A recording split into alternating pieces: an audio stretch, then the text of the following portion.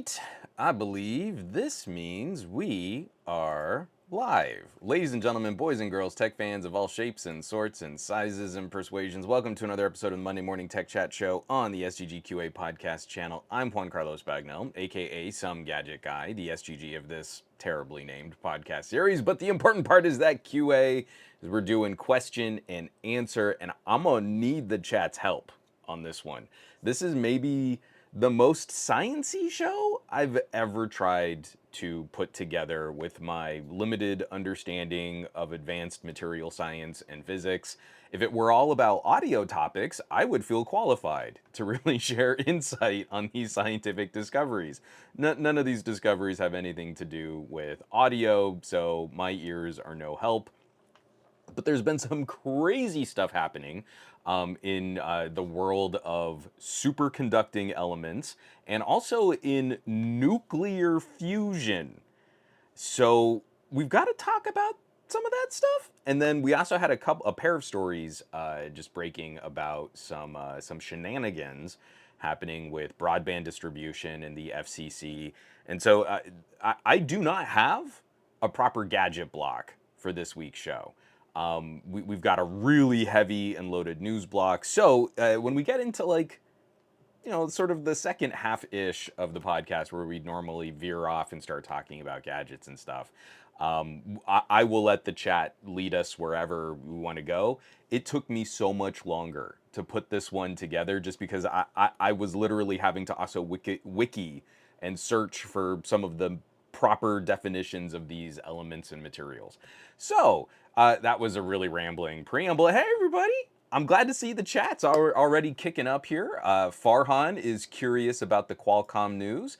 And Farhan, a word on the street. I don't know if someone can confirm this, but I believe it's Farhan's birthday. So if everybody in the chat, some people in the chat already have wished Farhan a happy birthday. Happy birthday, Farhan! Thank you for spending some time in the live stream of this geeky podcast.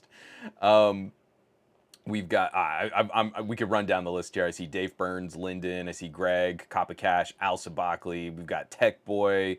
Did I say Greg? I think I said Greg All. Frank Gallo, Lamprose, Bryant.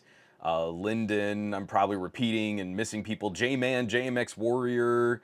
Did I say Dave? I think I said Dave. Woo, science. Yeah, science. Mountain Dew Lou is saying hello. Simon says hypno. We got some more happy birthdays coming in for Farhan. That's exactly what I want to see. You guys are so sweet. Y'all are so sweet. Old Trev, Juice 3250, Greg All baked you 3 cakes. Emoji cakes, but baked you 3 cakes. And also, I want to throw a shout out to Anderspand, subscribing with Prime. Subscribed for 19 months. You get the terrible One Doesn't Have a Soundboard celebration. Thank you so much for supporting production on this live stream. Everybody, happy Monday. We like to hang out on Mondays and get a good sort of lead into the week. This week is going to have a whole bunch of crazy tech news, but last week did too, and there were a lot of headlines. It took me some time to kind of wrap my brain around. That's also why I like to hold my podcast on a Monday. It gives us a little more time just to sort out our feels and see what's going on with some of these stories, not just knee-jerk react to some of the headlines. I want to start this week off just in lieu of, I'm going to do housekeeping, but we're going to blitz through. There were so many links on housekeeping this week. The dam is starting to crack on some of these sponsored videos that I've just been locked up on, and some of these things are really, really fun to talk about. So we're gonna cover that. But I also did just want to check in the community that I used to promote every week. Like, I'm having to go through even my audio podcast because I'd forgotten I'd add these little like ads and bumpers on things for like the glowing rectangle subreddit.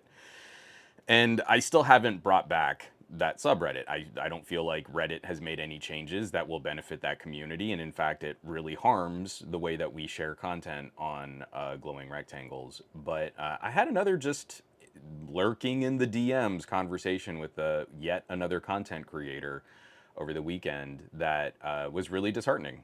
Like, another person facing burnout, probably going to be walking away from their channel. At the same time, having another conversation with someone who's looking at like a severe redirect for how they talk about tech. And it really has been exhausting online. And a big part of this is like now we're inundated with multiple social media accounts that we've got to supply and churn content for, and it feels like algorithms are stomping on our neck. And it really is that it really is that call to action. I've been making it like every week, but it really is that call to action where if there's someone you like, especially if they're not a humongous media organization unto themselves, if they're like a solo tech commentator, those are the people that are just getting crushed right now in this era of constant churn, disposable YouTube content, but audiences demand high production value. This stuff is really burning people out. And they're not going to tell you publicly. A lot of them are not going to reach out to their communities for much assistance or for much explanation. Unfortunately, what's likely to happen is they're going to fizzle. So, you know, maybe they just take an extended vacation and then they stop producing for a while, and then it's really nice not having to keep up with that grind. But when they come back, YouTube has destroyed their channel. YouTube has become the most punitive force in this toxic algorithmic application of squeezing content creators for more and more juice. I mean, we're talking blood from stones. So this is the for two content creators who shall remain unmentioned, because I'm sure they don't want me outing their mental health issues. If there's someone you like, you've got to actively support them. You've got to like do more than just passively watch a video of theirs every now and then. You got to do more than just, well, I clicked the subscribe button, because YouTube isn't going to help you. I'm putting together, I think it's just going to be an article. I don't think I need to turn everything into a video, but it's time to revisit things like the RSS feed reader, right? That geeky bit of content organizing for yourself where you can make your own feed of media. Because if you really like the work that these smaller content creators are putting out, even on a service like YouTube, you will not be notified by YouTube unless they only churn the most keyword popular SEO verified kinds of titles. And I don't know about y'all, but like, you know, we might talk about it a little bit more in the gadget block, but I've been playing with these brains for little portable AR glasses. Videos that just say X Real Beam or Rokid Station, how much fun to use AR glasses, those videos are tanking. The videos that are like Apple Vision Pro, you can do that today, the Apple experience, you can do that on AR. The stupidest clickbaity stuff is getting more traffic. So again, YouTube has yet again ratcheted that kind of keyword algorithmic sorting, and they are a gatekeeper in between the content creator and their subscribers and their audience. So if you would like to evade all of that, it is actually pretty easy. You have to make an effort, and that's the thing is I've noticed I reach out to content creators and I say, hey, if we work together, we can really make this better. And they're like, yeah, that's great, totally. And then they hear that like, oh, you actually have to do something. And then they all just bugger off. And that was the failure of glowing rectangles until I automated a whole bunch of it. It's like, yeah, if you come to this subreddit and share your own link, other people will help promote and and share it. Oh, I have to do something? You won't just give me internet traffic for doing nothing? And so this whole like facade of content creators are out there helping each other. Nah, it's all BS. We all love to collaborate. Nah, not really. I'm gonna take a drink of coffee before I get legit bitter. Oh wait, Juice 3250 subscribed with Prime. You too get the terrible Juan does not have a soundboard. I don't know why I do guns for the horns. You see how I do that? Because it should be, but instead I do, but I do gun fingers. Thank you for supporting the podcast. I really appreciate it. Now I'm gonna get a drink of coffee here.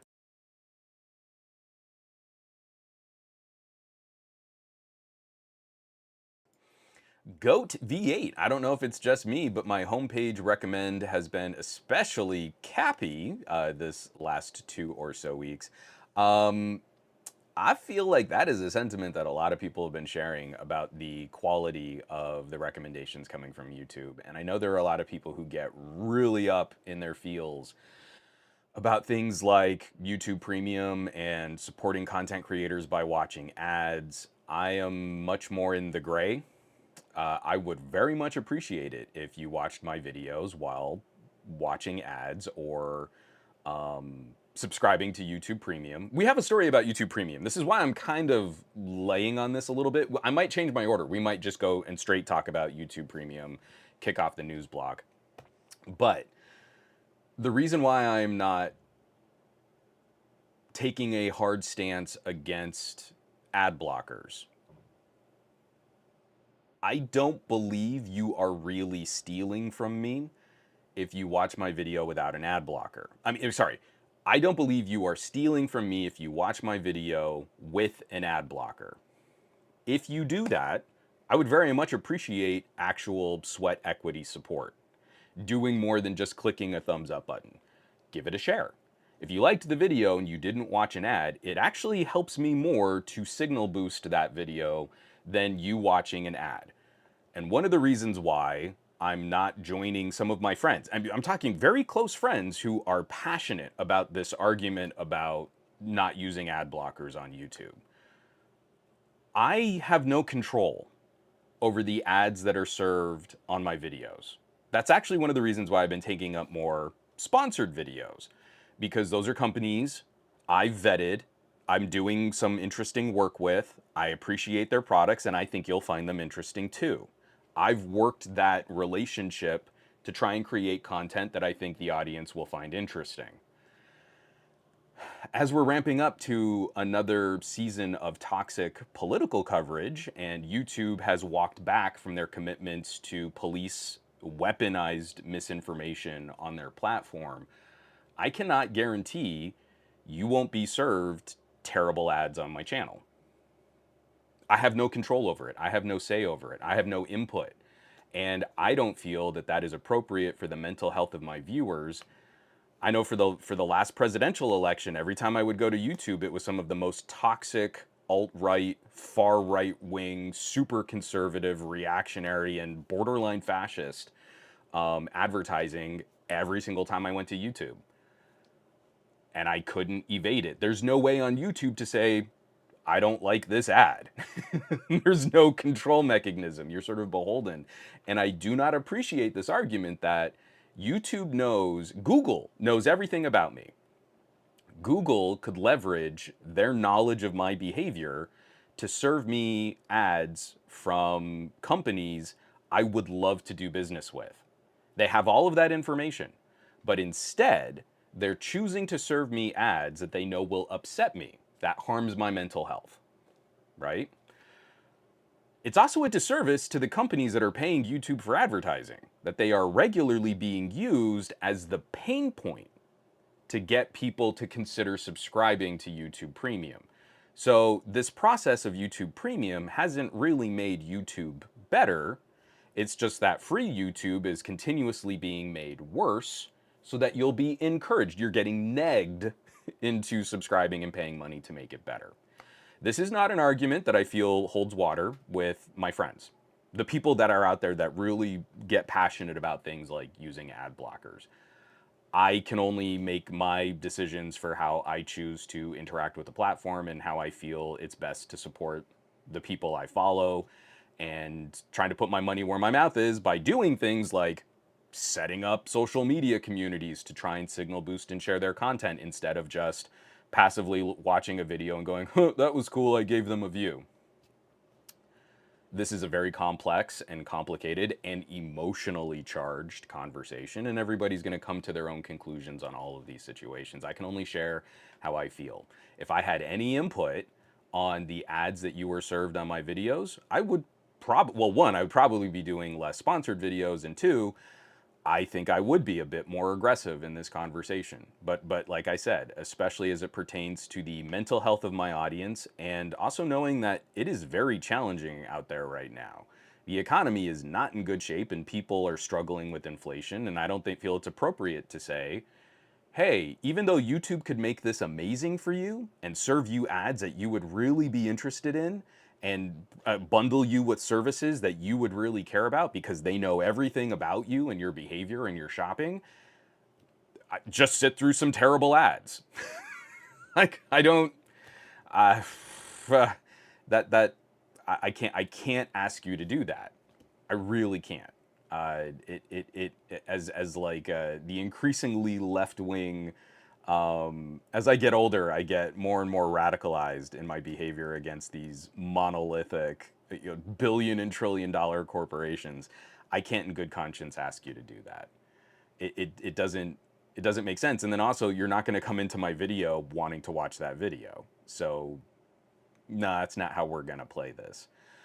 Ghost Starscream, do you believe that ad blocking equals piracy? That is a very complicated question, and there is a spectrum of reactions, and there is a spectrum of conversation surrounding that. I believe if you have a relationship with the content creator where you can deliver feedback and the content creator can act on what's being delivered, then yes.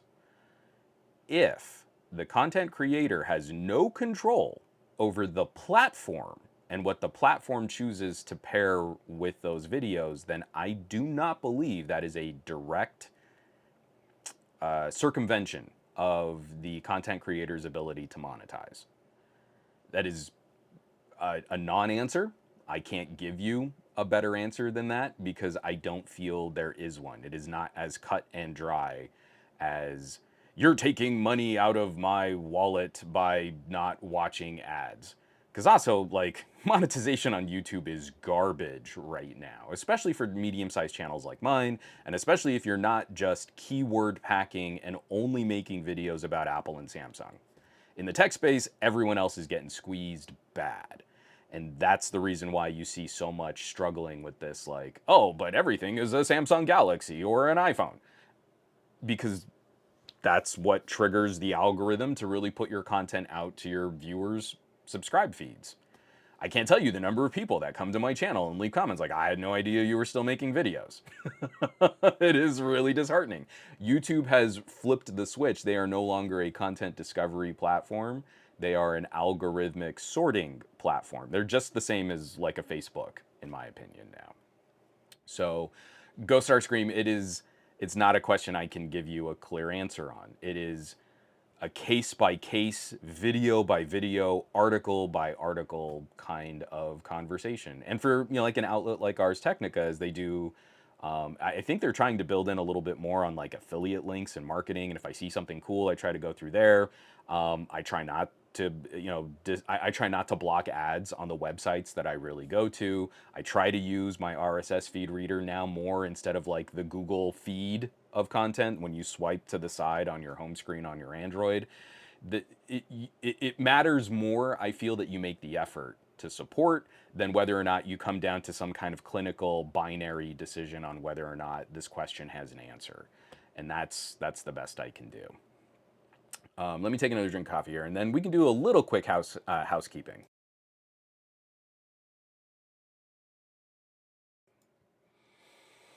Okay. Ron Guido, I wish I had an answer to this too. How does it affect you when a person watches part of a video and then picks it up later on? YouTube won't give us that data. I bet you YouTube says, oh, they stopped watching, that's bad. And then when you go back to watch it, oh, they only watched part of the video. You didn't keep consistent watch time on your video. I bet you everything, unless you've got millions of subscribers, anything short of your video didn't trigger someone to stay on YouTube for an hour is bad. At this point, that's what it seems like. Unless you can give us an amazing time on site with one video, then and it encourages people to keep clicking on videos, then your video isn't getting shared to your subscribers. It really feels like that's the ratchet point that we've arrived at.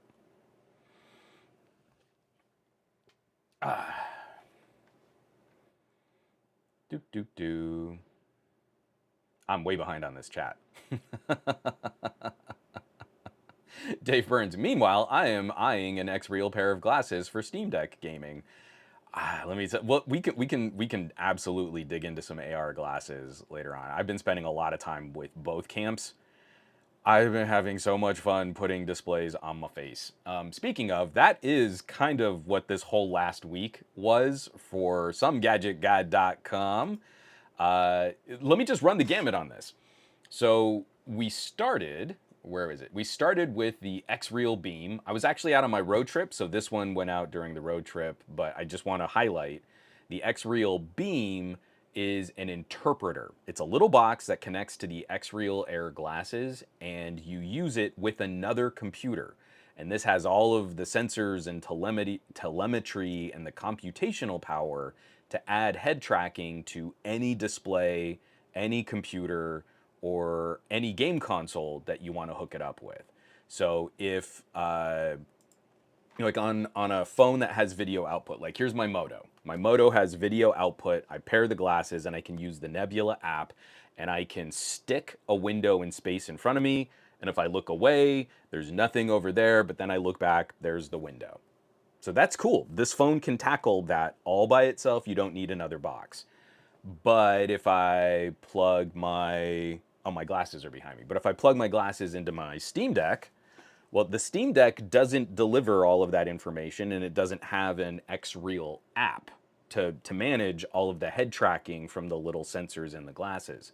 So what I do is I take my X-Real Beam and I pair it with my Steam Deck, and now I can pin my gaming window in one place, and if I look away, the gaming window stays where I pinned it, and then I can look back. So it simulates that experience of like having a TV floating out in space in front of you. It's not fully occupying your field of view no matter where you look. This is a very specific kind of solution. It does not really do anything on its own yet. X-Real is saying they're going to bring some apps to it, but right now, this is just a Swiss Army knife display converter, and it works wired or wireless over Miracast. Back to the housekeeping. The next week, we started playing with the Rokid Station. So Rokid makes their own fancy glasses. I know I've been speaking a little bit more about Nreal and X-Real, but Rokid is, I think, their sort of top competitor in this space right now. And the Rokid Station is the polar opposite. This delivers no head tracking or body anchoring or any additional like movement or smoothness or stabilization. This is purely an Android TV in a little battery powered container. It's like a Chromecast that lives in your pocket, and it powers an Android TV for your glasses. But because this is Android TV, you can install any app you want to install on an Android TV, which brings me to my follow-up video. I love this. My follow-up video was using it with Steam Link. So walking around the house, we've played with a bunch of these experiments before. Hey, you want to send your, so I've got this beefy PC right here, right? I've got a workstation. It's got a decent GPU in it. I can do some pretty good gaming on it. And then I use Steam Link and I can send it to like my TV in the living room if I want. Well, these days my TV is often occupied by stuff that my wife wants to watch and stuff that my daughter wants to watch. And if I want a game on a bigger screen, I kind of have one in my office, but I don't like gaming where I work. It's a psychological, like, I got to get out of this little room. I spend so much time in this little room. Well, now I can take these glasses and the Rokid Station and pair a little Bluetooth game controller. Do I have it over here? No, I think it's on the shelf behind me. I can pair a Bluetooth game controller with this, and then I can run my game from my beefy workstation and game on a screen that rivals the biggest TV in our house anywhere in our house. And it works surprisingly well over Wi-Fi. Funnily enough, it also works really well with the Steam Deck. So I can run the game from the Steam Deck and then play it anywhere I want on the biggest virtual screen that I can play with. So it's a real head trip. I'm getting question after question after question of people who this stuff is really unfamiliar. These glasses, these brains for these glasses, like even if you think you're super techie and you've been keeping up with like VR headsets, This stuff is still evading a lot of people out there. And I've been getting a lot of questions like, well, which one would you buy? And you're like, well, in a way, kind of both. And if like, because of the DRM on Android TV, unfortunately, your main streaming services don't work this way. But if like, let's say most of your video streaming is on something like a Plex server, like I've got all my Blu-ray rips on my NAS, and then I use that to run Plex, I can generate the video from the Roku station and then send that video to the X-Reel beam, and then the X-Reel beam can do the head tracking to the X-Reel glasses. And that's really silly, but it does kind of work. But if you go like Disney Plus, like if you try and stream Disney Plus or Amazon or Hulu or anything like that, this combo breaks the DRM on Android TV. So a little sneak peek. I've got another video I'm planning, probably coming out next week, not this week, but next week. And then I had a couple of editorials on somegadgetguy.com. I finally cleaned up and publicly posted. This was a production diary on Patreon, but now it's public. Can the Pixel tablet change my mind about smart displays? Just some early thoughts using the Pixel tablet, trying to kind of dig into the main claims that Google is making about their Slate and their dock and their speaker experience. And then on the Patreon, I have a production diary just talking about some of those differences that I just spelled out here. So I kind of spoiled this editorial, but if you were on Patreon, you were able to kind of catch some of my thoughts talking about AR glasses, the Roku and the X-Reel, and how I kind of missed the boat. I was expecting one product to be more popular than the other, and I thought techies would really want to see one thing over the other thing, and I was kind of wrong. Like, legit hardcore wrong about what the audience was more interested in. And then this one is probably going to get polished up and posted sometime later this week on somegadgetguy.com. But this is a follow-up. This is an update, excuse me. This is an update to a situation where I haven't been able to produce this kind of content, all because Apple keeps breaking things and other people need to fix what Apple breaks.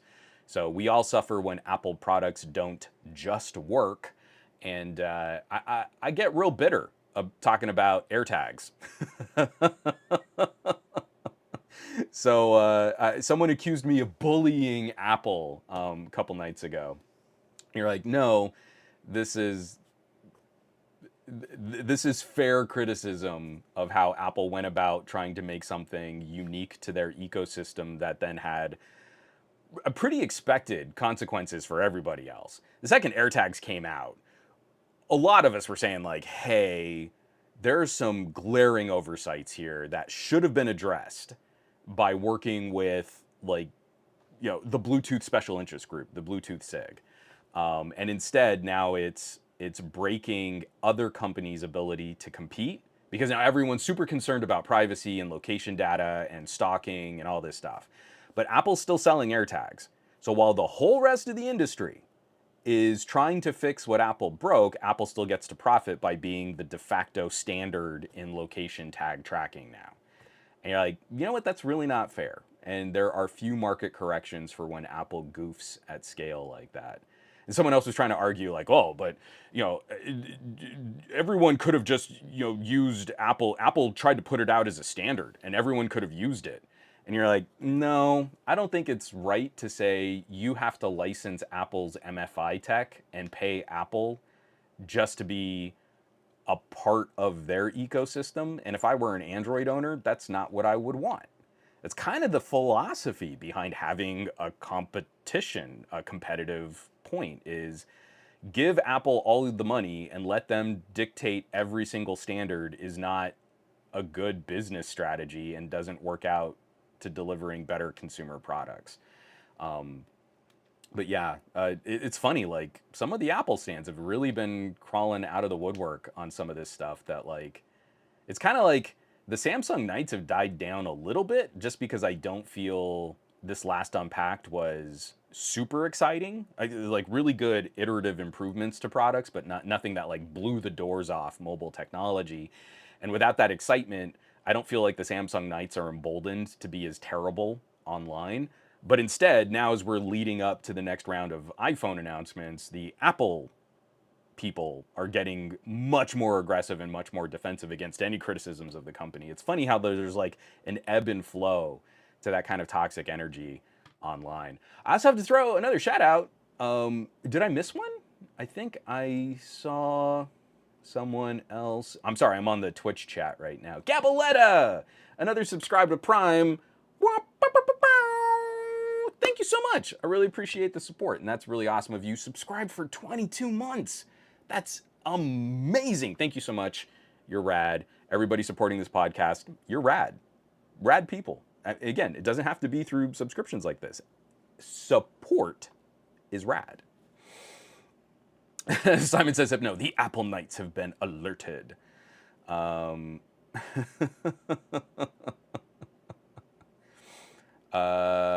on. Farhan, about Pixel Tablet, it could be a worthy solution for Android-powered point. It could be a worthy solution for Android-powered point-of-sale machine. I do see a lot of them running Android. I think overwhelmingly the most popular options are iPads. And that actually is kind of a cool use of an iPad. I can't lie about that. I do miss the days where you could have like a headphone jack, square, card swiper, but barring the whole headphone jack debate, that is actually kind of a cool kiosk. I'll be curious to see if these initiatives trying to get Android back into tablet-y stuff really start generating some momentum. Because one of the stories we're going to talk about is kind of the not so great e-waste side of like planned obsolescence for things like Chromebooks. So, all right, why don't we get into some news? I'm gonna take another drink of coffee here.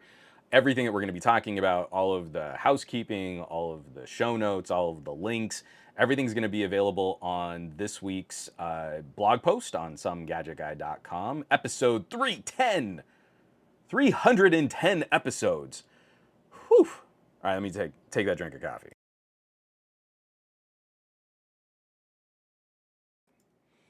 Oh, and one more. Q3 Becker, Steve, thank you so much. Subscribe to Tier 1 on the Twitch. This is the worst celebration of people subscribing. Happy SGGQA. Subscribed for 42 months. 42, the answer to life, the universe, and everything. Answering the question, what do you get if you multiply 6 by 9? All right. Excuse me. Do we want to... I'm gonna flip the order. Usually I say if there's a political story, we're gonna start with politics. Funnily enough, I just want to pat myself on the back here. This week is really has some political stories, has a lot of sciencey stories, and every single link is not from Ars Technica. Ha ha! Most of them are.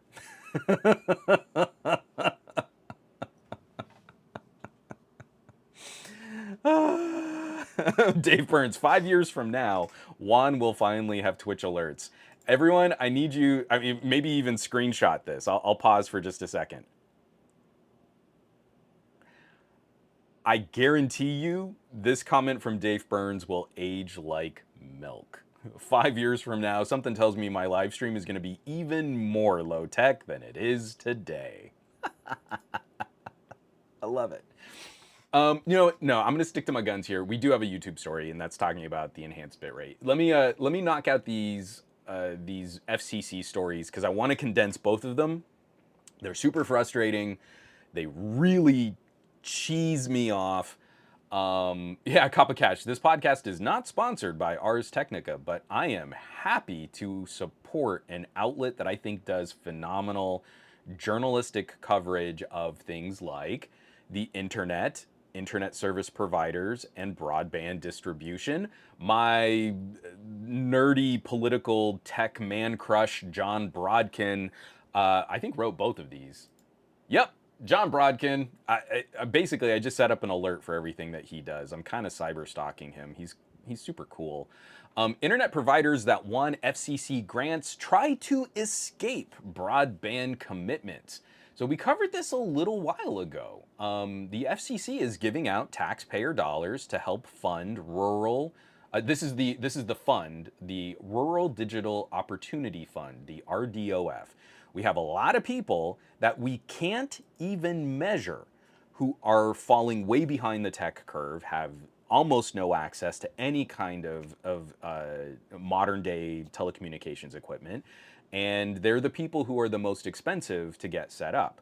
So ISPs, while they boast and brag about how much money and how much profit they make every fiscal quarter, and they continue to do things like jack up rates and lobby for additional fees, and they have two lobbying organizations that collectively represent all of the larger and smaller internet service providers around our country, are constantly heading up to our our elected officials with their hands out looking for more tax dollars. Instead of saying, well, you're managing this internet connection, you need to build in the costs and let your shareholders know. Instead, they just go and say, oh, but we need more tax dollars. So while we tack on more fees to not really do much improvement to your connection, we also need more money from the government to subsidize our profits for our shareholders. And that's the relationship that we've been sort of stuck in, really ratcheted up during the Trump administration with the FCC under Ajit Pai. So wouldn't you know it, in late 2020, the FCC tentatively awarded $9.2 billion over 10 years. $900 million a year for 180 internet providers that agreed to deploy broadband to over 5.2 million unserved homes and businesses. But after seeing evidence that the program was mismanaged under former chairman Ajit Pai, the current FCC reevaluated the grants and authorized payments of $6 billion to a smaller group of ISPs. And now, if you read through this article, it goes through the entire list of shenanigans that even these contractors who put in estimates and said, hey, this is how much it's going to cost, this is how much money we're going to need, it's a grant, they're getting this money from the government, which means they're taking it out of our wallets as taxpayers. And, now it's going to be kind of hard. It's not going to be as easy as we said it was going to be, and it's going to cost us more. And we need more money to do what we said we could do. And we might make less profit if we do it the way that we said we could do it, so you need to give us more money so we don't lose out on more profit. And it's a joke. At this point, as I've mentioned, as I'm getting increasingly radicalized to the left, we need an overhaul of this entire system. And if a company really can't deliver on their promises and improve the service and stay competitive in the 21st century, I feel this all needs to be handed back to the taxpayers. We have paid for fiber to home several times over, and we've let local politicians, state and city representatives craft laws that prevent us from really getting things like fiber to home. We keep getting promised things like, oh, 5G is going to revolutionize. Not if you don't have the backhaul, not if you don't light up the fiber, not if you don't improve the actual internet connection to the tower. It doesn't matter if you stick a faster Wi-Fi router on your DSL, you still have DSL. So it's not going to happen by going to space. It's not going to happen by setting up 5G towers in rural communities. The only thing that's going to fix this issue is really getting fiber to home and to get what we've paid for. And if the companies can't do it, then we need to take this stuff back. It needs to just be a public infrastructure. It just needs to be a part of this. And every single time we've seen taxpayer-funded broadband, wouldn't you know it, it is substantially better at a much lower cost than letting all of these companies operate on their own for profit. They end up just being sort of blood-sucking middlemen. They don't really deliver a better solution. They deliver a worse, more expensive solution. So it's pretty rough. Dave Burns. But rural electrification and telephone service cost too much money. Wait a minute. So Dave, I don't know that I'll ever really get this project off the ground, but we have a lot of family in rural New Mexico. And in rural New Mexico, you often find these pockets of urbanization surrounded by Native American reservations. And let me tell you, I'm sitting in the movie theater to watch Barbie, and there were two different ads served before Barbie, before the trailers, about local organizations that are still continuing to fight the federal government over the nuclear testing happening during the days of Oppenheimer because of the government coming in imminent domain, kicking people off their land, not hiring people from those local communities that they displaced, not giving them adequate protection to work with nuclear materials. Wouldn't you know it, there was a whole surge of fatalities and cancers and health issues, and then irradiating whole stretches of land. And in the movie Oppenheimer, he's like, I want to give it back to the people after you nuked the crap out of it. And we're talking about communities of people here in this country that are on sovereign land who keep getting displaced if their sovereign land turns out to be valuable to the government. Oh, we found cool stuff on this land. Got to kick you off again. You can't benefit from it, and you won't build wealth on it. We're going to kick you off and make you even more poor and destitute. And there are communities around rural New Mexico that you don't have guarantees on electricity, running water, telephone service of any kind, let alone advanced cell phone service. And it's pretty brutal out there. I mean, it's rough living. So it would be nice. It would be nice if we actually held American exceptionalism up to that lens and said, hey, we can celebrate some of these historical achievements and stuff, but let's not completely whitewash out all of the people who were hurt by this. I have to laugh because otherwise I'd be screaming and crying. Hold on, let me drink some more coffee.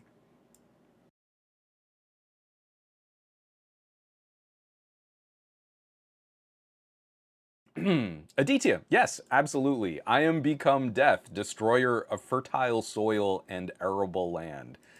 Correct, yes. So, Ars Technica, amazing write-up on this entire process because it does tackle the abuse of taxpayer funds. So, first off, hold on, quick pause. My neighbors are doing some renovation, and we're probably going to hear banging sounds. There's no way for me to block it. I just can't. I do not have the soundproofing or the right kind of mic to eclipse stuff getting dumped in a truck. So I apologize if some of that is making it through on my mic right now. Sorry.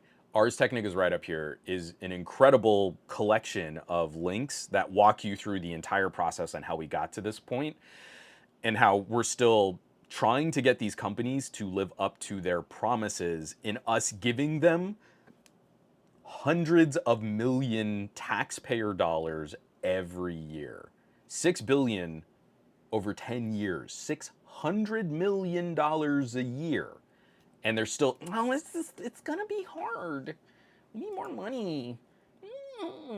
And if you're a conservative, you should be equally outraged. This is standing in the way of your free market arguments that the government is subsidizing and picking winners and losers in this tech space, and they're still running to the government to take more of your hard-earned conservative tax dollars. This is not a left or right issue. This is a rampant abuse of our federal funds management from mega corporations who are only doing this to try and harm competition. So if you're a conservative and you believe in free market competition, you should probably be even more mad than I am. So like, oh, socialism. You should be like, oh, free market. And then we should like do the, I can't do it by myself, but like, you know, the Predator, you know, like, oh, I've got big muscles. Dylan, you son of a gun, you. Whoosh. Sorry, I just maybe rewatched Predator recently, and it's a fun movie. The other John Brodkin, I adore his work on Ars Technica. Yet another program that is probably getting abused. FCC prepares $75 monthly broadband subsidies for, quote, high-cost areas. Federal Communications Commission is paving the way for $75 monthly subsidies to make broadband services more affordable for low-income households in certain high-cost areas. Subsidy will be part of the Affordable Connectivity Program that generally offers $30 monthly discounts to people with low incomes. The ACP was created by Congress in late 2021. We covered it on this podcast, and implemented by the FCC to replace a previous pandemic-related subsidies program. Just like we were talking about on that previous story, the government subsidizing some of these data connections wasn't good enough. These $30 subsidized internet programs, well, that just wasn't enough for the companies to really go after and properly support the most expensive rural and low income citizens in the United States. You know, again, the people I was just making that whiny voice about, oh, it's so hard to get them internet service and it's so expensive. So there was another program that tried to help improve data connection to Native American reservations, and they were paying $75 subsidies. And the ISPs have lobbied that, well, they need those $75 subsidies for everyone else too. So again, instead of allowing for competition and saying, hey, in this market, we could empower the people in a local community to build like a broadband co-op, that'd be pretty cool. They could all just come together and pay this out. We're talking about communities that are likely struggling to such a degree that they wouldn't be able to do that. And this is where a government program, we talked about it at the peak of the pandemic, that can be a big help. But what do we see happening is a lot of companies saying, yeah, give us these subsidies, give us these funds, and we'll totally hook these people up. And then, oh, but it's kind of hard. We need more money and more subsidies to really do that job.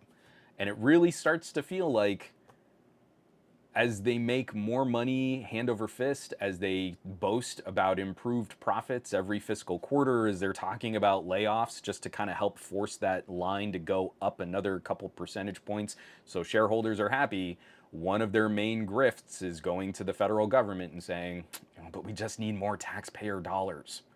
We just need taxpayers to foot even more of this bill. And it all kind of comes right back around because we don't have regulators in place that can really check up on this stuff. We're only just now building the coverage maps. We've talked about this on the podcast a couple of times. We're only just now building those coverage maps to make sure that the people they say they can serve internet access to actually do get internet access. It's maddening. It is incredible. I can't.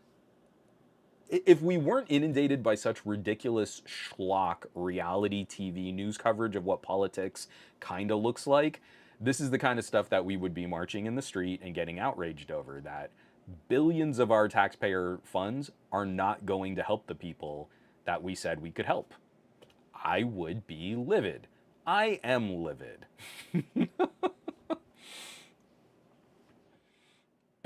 Dave Burns. Free market. Copycat, it's always the biggest and richest companies that say things are too expensive. They're pulling out their pockets and little moths are flying up to the sky whenever they talk to Uncle Sam. And as soon as they're done, putting their hand out and getting another fat check from the government, they turn right around and tell their shareholders, boom, we got cash. Let's do a stock buyback.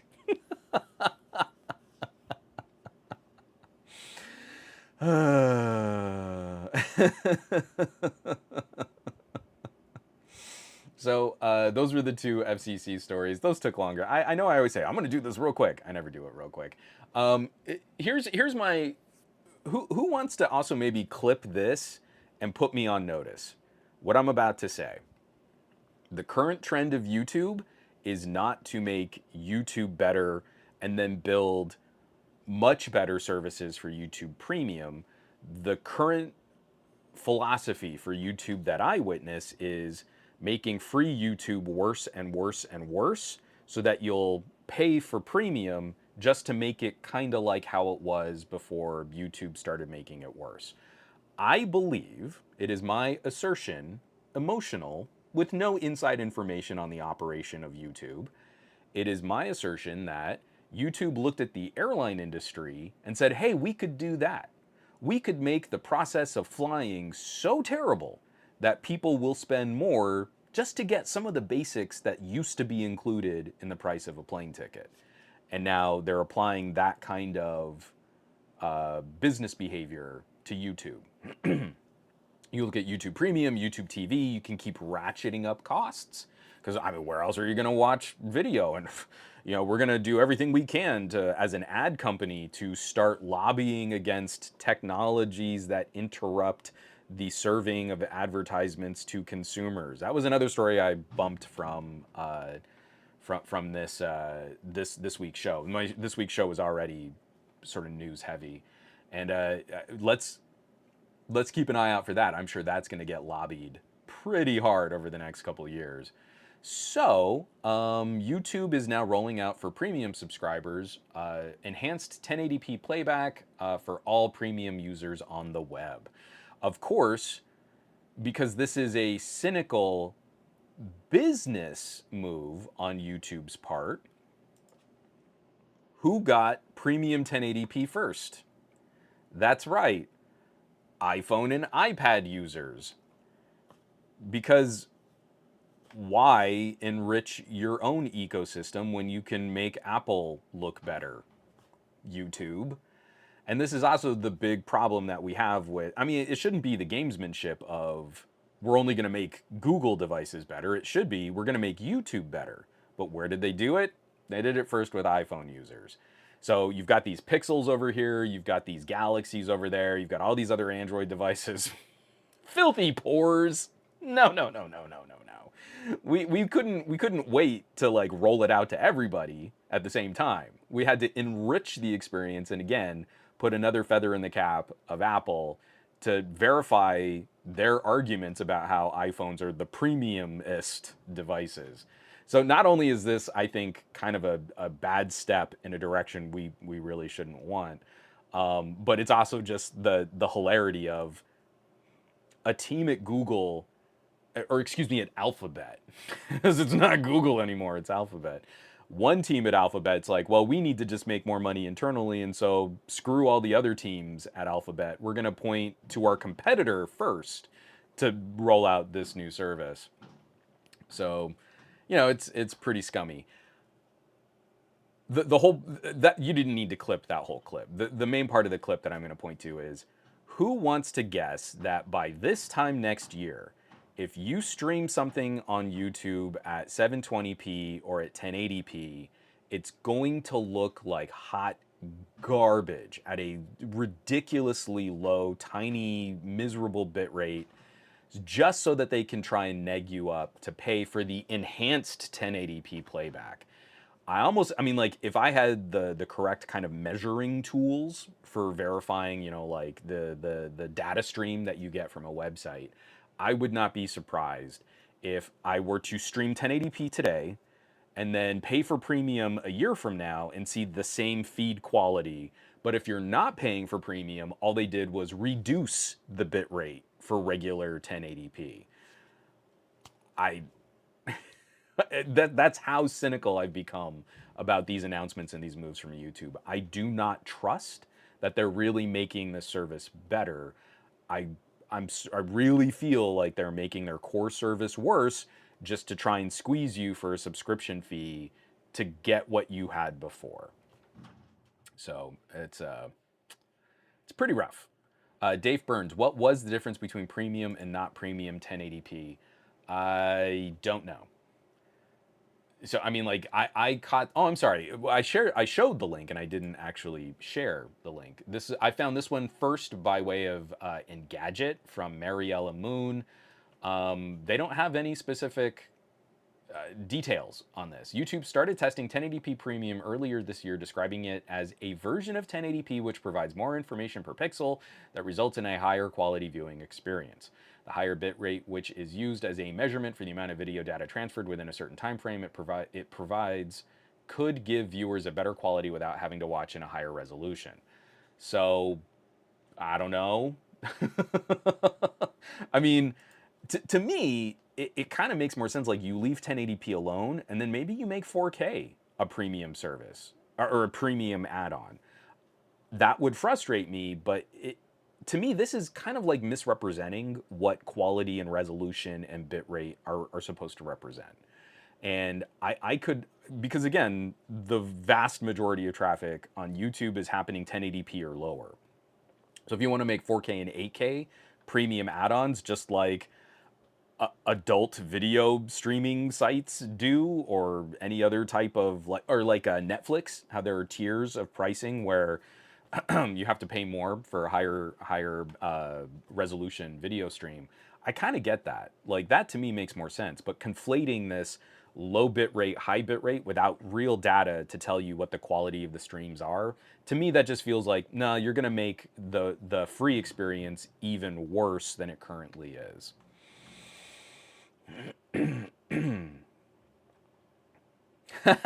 Ghost Starscream. Speaking of YouTube Premium, I recently got the email from YouTube saying, thanks for being a customer, therefore we're raising your monthly subscription costs. Yeah. See, that's another one. Like, to kind of circling back to my point at the top of this podcast, I can't front that as the solution. Well, just don't watch or pay for premium if you don't want to watch ads. That's not why I started making videos, and that's not why I tried to build a community on YouTube. That's not what I think is best for people. So again, I'm going to keep telling people about, like, instead of using YouTube's recommendation engine, set up a feed reader.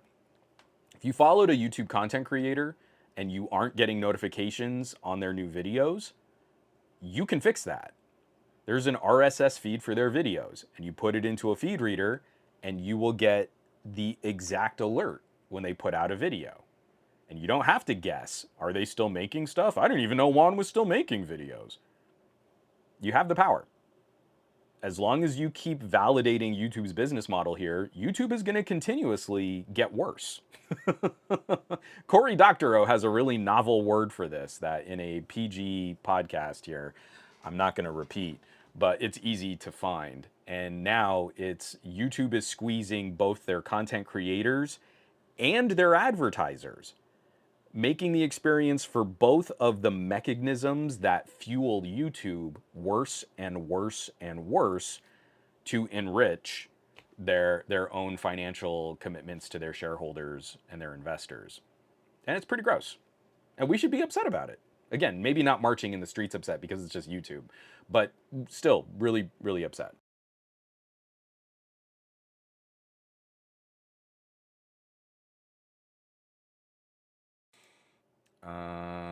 Yeah, I'm way behind on comments, and I just realized we're full on into the first hour here. I do want to mention this one here because this is a buyer beware kind of a story. This is the third. I believe this is the last link I've got from Ars Technica here, and it's not John Brodkin. So there, booyah. Written up by Sharon Harding. Real quick, this is a buyer beware. Cheap laptops are kind of a sketchy investment for a lot of consumers. Looks like a great deal. You get kind of a student grade, almost disposable sort of piece of e-waste. It's likely less powerful than a 2 or 3 year old premium smartphone. Really, really not great. But there's a reason why Chromebooks can kind of flood a market, and why we saw Chromebook sales rise during the pandemic was because they were inexpensive ways just to get a functional web services machine into a household at a time where prices were skyrocketing on components, especially like graphics cards and things like that. So for your family and friends, get them to talk to you before they make tech purchases.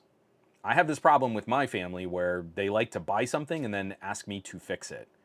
And instead, if they just talk to me first, they'd probably save themselves a lot of headaches.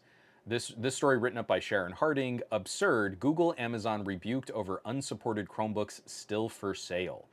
And they show a list of these Chromebooks. Now, on a Chromebook, you're only guaranteed a certain number of years of software support. And it is actually built into the Chrome OS settings page. You can go to your Chrome settings and you can see this machine was produced at this time. You get this many years of software support, and when that expires, you don't get updates anymore. That machine is basically cut off. it used to be really punitive. It used to be very, very minimal. You'd get like 4 years. Now there are a few Chromebook manufacturers like Acer and I think Lenovo. They've got a list here. I don't know why I'm trying to guess. This is from the Ars Technica article. The Chromebook 14 for work from Acer gets 7 years of software support. Asus has a Chromebook that got 6 years of support. Dell 6 years. HP 7 years. The Samsung Chromebook Pro 5 years, but their Chromebook Plus got 6 years, and Lenovo, it looks like, is actually kind of the bottom. I had that mistaken. I thought Lenovo was one of the companies giving more software support. Now that I say that out loud, that's kind of silly. Lenovo is never the company that gives more years of software support. So this is bad for consumers. We can be the ambassadors for our family and friends and say, hey, are you looking for just a simple web browsing internet portal machine? Chromebook can be great. Let's find you one that was put out recently. Because even if the machine is still available to buy, that doesn't mean you start your 7 years when you buy it. You start your 7 years from the first time one of those machines was manufactured. So if this machine was built in 2019, if that model was originally constructed in 2019, the clock has been ticking since 2019. So you'll buy it, and you might already be out of support. And some of these machines are still kind of premium priced devices. One of them, so from this article, Sharon writes up, but right now you can buy a new unused Flip C302 for $550 from Amazon. It is already out of support. So that's 550 bucks on a Chromebook. That's kind of premium priced for a Chromebook. You're starting to climb into the upper mid-range of what a Chromebook can cost, and you're already done. That machine is already done. So while we can be those ambassadors for our family and friends, what's really gonna hurt, we boosted education. For a couple years, that's where we saw some of the biggest surge in Chromebook sales. And Chromebooks became some of the highest selling laptops on digital marketplaces. Well, those Chromebooks are going to start falling out of support. And now we're going to have mountains of these laptop shells. You can't really easily keep them up to spec. And what I'm hoping is educators will take this as an opportunity to look at their IT commitments and then also look at other strategies and other solutions, like, well, maybe we start teaching kids basic computing on Linux machines. And we take all these Chromebooks and we start trying to find ways to flash them over to another operating system that will get continued support for longer periods of time. Given the given how we value education in this country, I don't believe many school districts will be empowered to facilitate that kind of tech relationship. Instead, they're going to have to just burn more money and buy more cheap disposable laptops that won't get any better support. And every couple of years, we're going to see a school district struggle to replace machines that are still perfectly functional compute devices. Look at what we've done in the mid-range of tablets and smartphones and Chromebooks. We've been in this little circular window of compute power for about 4 years now. I would say since the Snapdragon 855, we keep selling the same tier of compute power over and over and over again. The machines haven't really gotten more powerful. Prices have dropped, so you can get that tier of performance for a little bit less. But then we have to do something like put an artificial software deadlock on the machine that's still perfectly capable of doing this kind of student-grade compute work. Well, it's out of support. You don't get any new software. You just got to buy a new one. And what are they going to do? They're going to buy a new one at the same compute power tier. They're going to be rebuying basically the same machine just to get back on the train of software updates. From Baseball Super, without the software, without the updates, the Chromebooks still work though for school. So once you're cut off, you don't get any new Chrome OS updates. That is likely going to fall afoul of most schools' IT commitments. Bug fixes, security patches, those are the things that keep sort of a product somewhat viable in that community, because it's not the IT department having to facilitate all of these different workarounds or patches, or if there's a security exploit, they're getting that support directly from the manufacturer.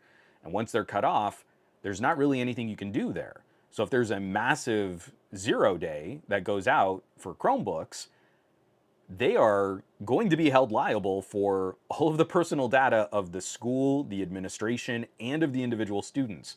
Now, for consumers, that's bad enough. But when we start talking about kids, that's when people get real lit up. So even though we're not funding these IT departments, we're not funding the schools to really take technology and really incorporate it into these lessons plans, we're kind of like halfway measuring, maybe it's a tablet, maybe it's an iPad, maybe it's a Chromebook. I don't know, kids do computer stuff. Even though we're not really doing that well and we're not funding it the way we should, we still hold them to the same standards as like mega corporations. The IT department at the school put out Chromebooks that were dangerous for our kids to use and had bugs and security holes in them. And now the parents are going to sue the school district. That is a part of their commitment and their obligation and their responsibility, so they should be doing it better. But as they're trying to find cost-effective ways to bring technology into students' hands, we're still dealing with an ecosystem of products that are still sitting on store shelves that you can buy today that are already obsolete. And they're not obsolete because of the hardware. They can still, like you're saying, Baseball Super, you're correct. You can still do compute work on an expired Chromebook. But you can't live up to your obligations and your commitment to protect user data, privacy, keep people free from online harm if you're not getting security patches and bug fixes and updates. And again, I just feel like this is another opportunity to say consumers who have a decently powerful smartphone have more compute power in their pocket than many of these Chromebooks. And that's sad. Switching gears, but not really. I'm gonna drink some more coffee.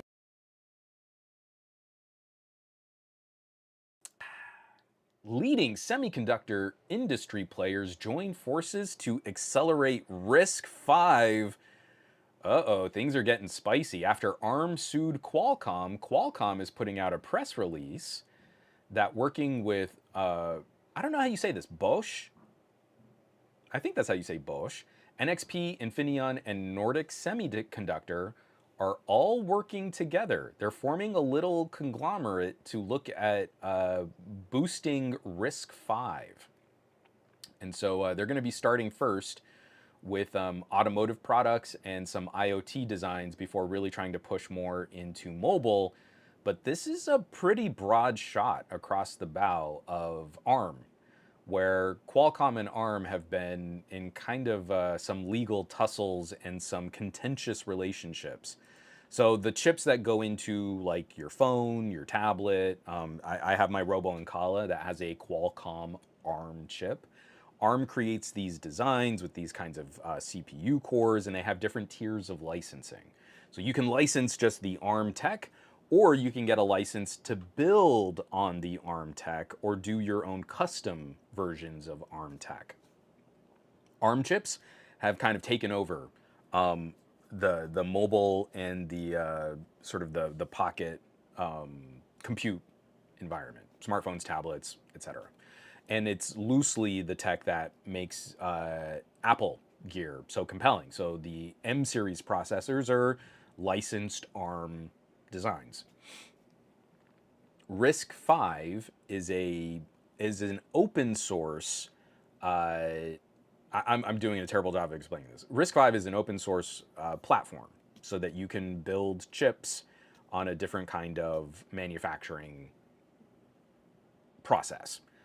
But this is interesting to see Qualcomm partner with a bunch of big players in this space, because that would be a direct competitor against some of the applications that ARM is being used in. And especially when we start talking about things like IoT and automotive, that also kind of chips away at some of the other manufacturers that have been putting out chips for cars and chips for smart thermostats and things like that. And so if Qualcomm can gather a little bit of momentum on this, that's a huge fork in what other companies will be able in what other companies will be able to compete with.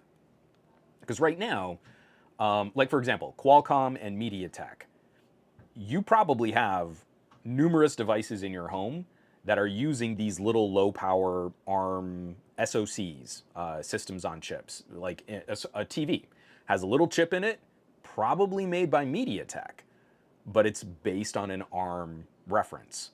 But if Qualcomm can come in and say, hey, we can make a similar chip and it's going to be, this expensive, and we can work with these partners and we can make it cost effective and it delivers a similar kind of performance, you just have to work on this kind of software, then that could be a compelling competition, which will force a price war between ARM components and RISC components. And we already know that there's a team at Google that is already working on doing things like making Android run better on RISC hardware.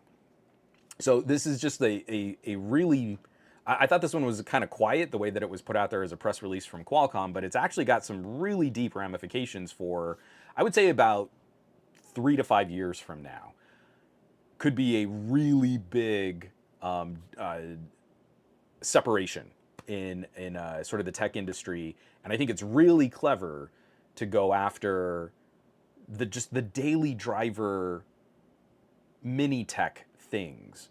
You get a smart speaker, you could go RISC, and it's okay if there are a couple little things that are different, or maybe if that chip isn't quite as efficient, but it was cheaper to produce than a comparable ARM chip. I mean, like, you can kind of get away with a little bit more in like a smart display or a thermostat or a webcam or something like that, and then build up to using RISC for more data intensive applications. So it could be pretty great.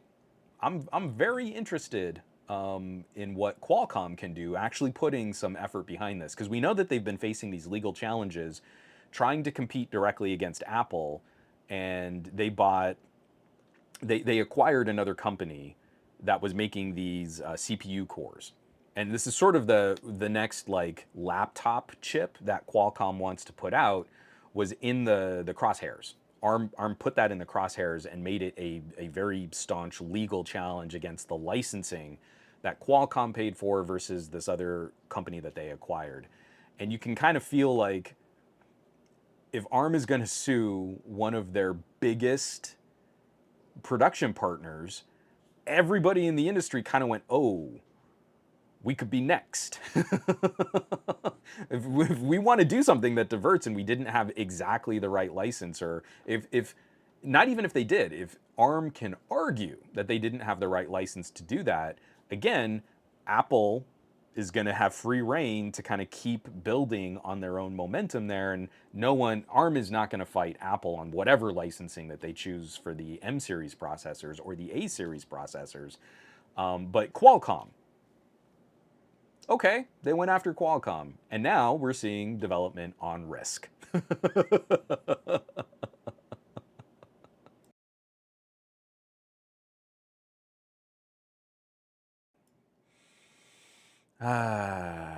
Boy, that's pretty good. Yeah, Bosch makes appliances too. Again, this is a biggie. And again, if Bosch, Infineon, Nordic, NXP, if these companies are saying, hey, we have market solutions ready for this type of processor, that's going to be a lot of money really fast. All right. We still haven't even made it to the sciencey stuff yet. Boy, I've been talking for an hour 15. Okay, I'm going to flip the order on these real quick. Be pretty cool if we could figure out nuclear fusion, right? As another power generating alternative.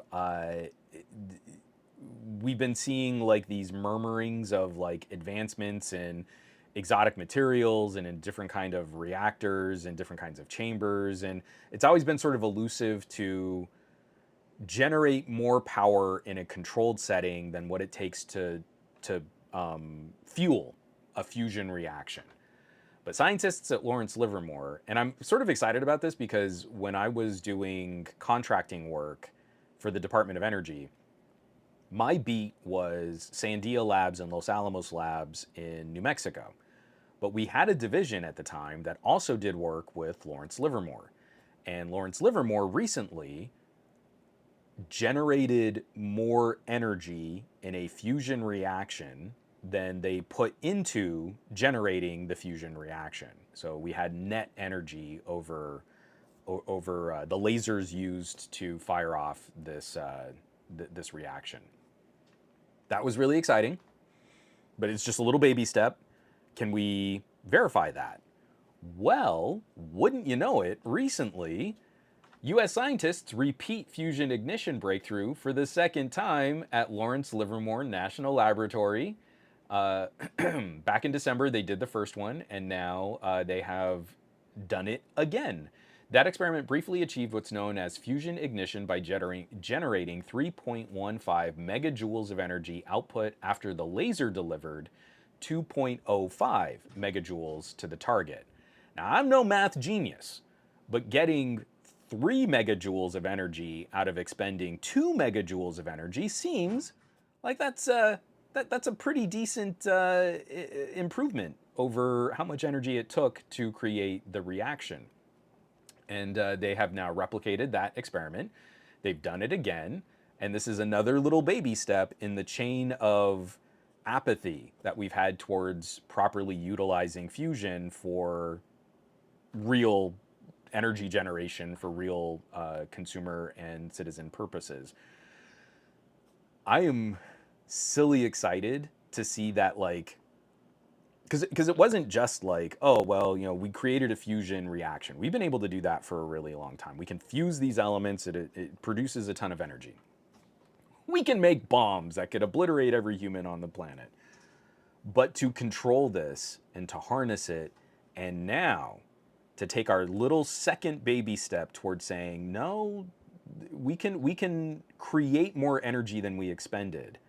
That also means we've seen incredible breakthroughs in things like building lasers. The system that now does this is highly energy efficient lasers bombarding this material or this fuel with concentrated energy. And before, like, what it would take, the amount of energy it would take to create a fusion reaction was an order of magnitude higher than the amount of energy that you would receive. But it was cool. We could make that fusion reaction happen. And now we have worked on the efficiency of all of these other systems in a way where we've not only reached parity, we've been at parity for a while too. Now the energy we generate is displacing the energy consumed. That is amazing. And hopefully in my lifetime, we'll actually see fusion harnessed as a viable energy sustainable resource. You know, as we face crazy climate change and population displacement and temperatures higher than ever before and polar ice caps melting, now is a good time. I mean, the best time to have achieved some of these improvements would have been like 30 years ago, but the second best time is today. So we should continue to get on that. That would be very, very nice. Muppinish, it's 20 years away anyway. Fusion has always been like 30 years away for the last, what, you know, 50 years, 60 years that we've been studying fusion. If we had funded it the way that we're now actually starting to put more money back into fusion research, we would have been doing better over these last 40 or 50 years.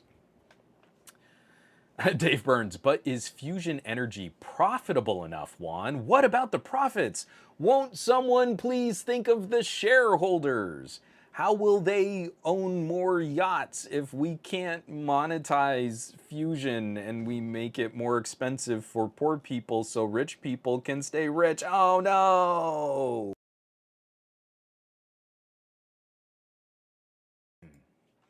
Muppinish, I know. I'm getting real anxious. A sustainable, repeatable reaction is the next step, and that's where some of these other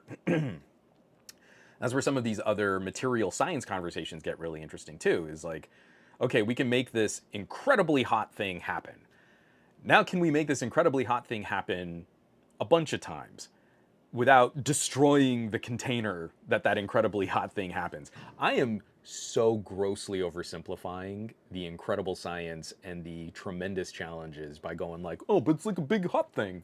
I would even refer you back to like Spider-Man 2, the power of the sun in the palm of my hand. Because the other big story that exploded over this last week that I have struggled to wrap my brain around, and I'm really hoping that people in the chat are going to fill in some of the gaps, because like I said, when it comes to things like engineering and physics, I'm pretty good with optics and I'm really good with acoustics. Like I've actually studied this stuff. I've got textbooks all around my office and downstairs. I know my way around wavelengths and frequency and response, and from a consumer standpoint, but also just the physics of it, I think are really interesting. How do we generate sound? How does our biology interact with energy flying through the air? You tell me a story about a superconductor, and that to me just sounds like science fiction magic. And this whole last week, DT and Nils beating me to the punch. Are we going to talk about room temperature superconductors? We're going to try. I am not qualified to be the messenger. Okay, how about this? I am qualified to be the messenger on a link that can then better explain some of what this science is. But this whole last week, I have been rapidly consuming any article I could find about a material that came out of Korea, came out of South Korea, called LK99. And it has sparked a race of material science engineers trying to replicate some of the early disclosed results of an experiment about a material that could be a room temperature superconductor. A superconductor is a material that has no resistance, no electrical resistance. How do I know anything about electrical resistance? Is I'm a headphone nerd. And if you have an LG phone, you have a phone that detects the resistance of your audio equipment and properly points its amp to deliver the correct amount of power to the headphones or speakers that you connect to that phone. So I have the best phone ever made. This is the LG V60, going down in history as one of the greatest of all time. And it's got this really handy dandy little headphone jack. And you can plug some cabled headphones. These are my Ecos, so they don't require a lot of juice. This headphone jack detects the resistance of this cable, says, oh, you don't need a lot of power. The amp manages that for you, and you get the appropriate power to the driver on these earbuds. You have an amazing listening experience. A superconductor has no resistance. And if you can imagine the thought experiment, this is kind of the way I wrapped my brain around it. It is absolutely not scientifically accurate. I am grossly oversimplifying something that helped my brain sort of wrap around some of the physics of this. If you could imagine putting electricity into a zero resistance cable, and before the electricity exited the other side of the cable, you could close that cable off with zero resistance, you would never see a degradation in the energy in that cabling system. That's not accurate. That's probably more confusing than anything else. I'm just expressing the trolley car exercise in my brain that helped me start kind of grokking what superconductors could be. And they also exhibit these really interesting magnetic rejection properties. But the problem with a lot of the superconductors that we use is they have to be chilled to a ridiculously low temperature. So like regular conducting material, as you make it colder, there's like a, not a linear, but there's a gradual reduction in resistance. They get less resistive as they get colder. They get less resistant as they get colder. But a superconductor, as it reaches a certain low temperature, suddenly drops to zero resistance. It's a type of material that I mean, we understand it, we've been studying it, we can do all these cool things with it, but that takes a lot of energy. Super cooling this material. So it's the dream of a lot of these material scientists to say, well, if we could have a superconducting material that operates at closer to room temperature, that would free up a lot of these energy concerns, and we could use that material in a number of other applications with, you know, better reliability, better stability, less energy, and less power draw. That could be really exciting. So Muppinish, things like X-ray machines and MRI equipment for poor people. If you have an MRI, one of the applications of a superconducting material is you can do this really cool brain scanning. Well, you can't easily cart an MRI out into the field and scan for health anomalies in people that are in poor rural or displaced communities. But if we had room temperature or slightly above room temperature superconducting materials, we would be able to make this machinery more portable, less power intensive. We could radicalize, you know, the medical industry with a number of these advancements. It is again, it sounds like magical science fiction. Reading up on the Meissner effect, where a material suddenly becomes super cooled and it rejects a magnetic field, and you can do all kinds of interesting things with that. So a science firm out of South Korea published a paper saying, hey, through this really exotic baking process, we've found a material that exhibits some of the properties that we would see in a room temperature semiconductor, and it's called LK99. And again, as another grossly oversimplified, probably to the point of inaccurate kind of description, their process for making this sounds like you pour all of these materials into an oven and you bake a chocolate chip cookie. And then in that chocolate chip cookie, you're trying to pick out the chocolate chips of varying quality. Some have more cacao, some have less. And you can find some of these individual chips exhibit this property of superconducting at room temperature. And so they published their recipe for this cookie, only they kind of did what my aunt would do with some of her favorite Italian recipes, where maybe she didn't give you all the ingredients, or maybe she left out a step that really makes her antipasta like to die for. Maybe she left out some of the seasonings that really get her mushroom soup that beautiful, rich, consistent umami flavor. It's feeling a little like by not properly locking every single kind of like tiny step of the process that they used to arrive at making LK99. But we've already seen a number of labs around the world trying to replicate this baking process to see if they can also confirm or refute the findings from this firm. And it's also sparked, because again, it's high energy. It's a hot furnace that you need to like build all this stuff. But we've also seen like just some hobbyists getting into this too, because there's nothing so exotic about the list of materials that someone with like a kiln in their own backyard wouldn't be able to try and replicate this experiment. As far as I've read to this point today, literally this morning, another organization has come out and said, hey, we tried to replicate this process. We don't know if we've exactly achieved the material that these researchers have made, because, again, some of the recipe is a little unclear how you're supposed to make this stuff. But what we found is a material that actually exhibits some really interesting diamagnetic properties, but we don't believe it's a superconductor. So even if this doesn't turn out to be the revolutionary room temperature superconducting material that the first firm has promised it is, it could still be an interesting new step in material science for just better magnets. You can make a better diamagnet. You actually have a number of interesting mechanical applications. It's not exotic. It's not going to revolutionize medical science or transportation, or also the superconductors that we would use in something like quantum computing. You could do a room temperature superconductor that would actually bring down a lot of the energy costs for advancing the next generation of quantum supercomputers.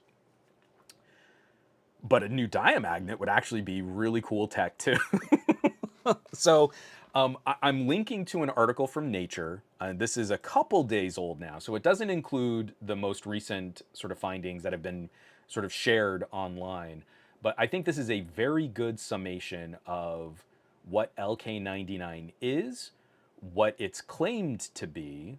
I'm sorry, this is a very good article explaining what LK99 is claimed to be, and then the troubles that we've seen in replicating or confirming the scientific claims made by these South Korean researchers. So this is written up by Dan Garisto at nature.com, and I'll have that linked in the show notes this week. This to me is like, in my lifetime, I did not believe that we would see stuff like practical fusion or a room temperature superconductor. Those are the kind of magical stumbling blocks to some of the Star Trek technology that we see in science fiction, right? This doesn't mean we immediately get warp drive, but in science fiction we always have like magic. And in that magic, there's all of this science to say, yes, this would absolutely be possible, except for this one impossible thing, right? We could totally travel faster than the speed of light if we can warp the fabric of space. And all we need is unlimited power to do it. You're like, okay, I followed you. Yes, warp drive, totally feasible, totally possible. Time travel, absolutely. We can do it, except for that one impossible thing.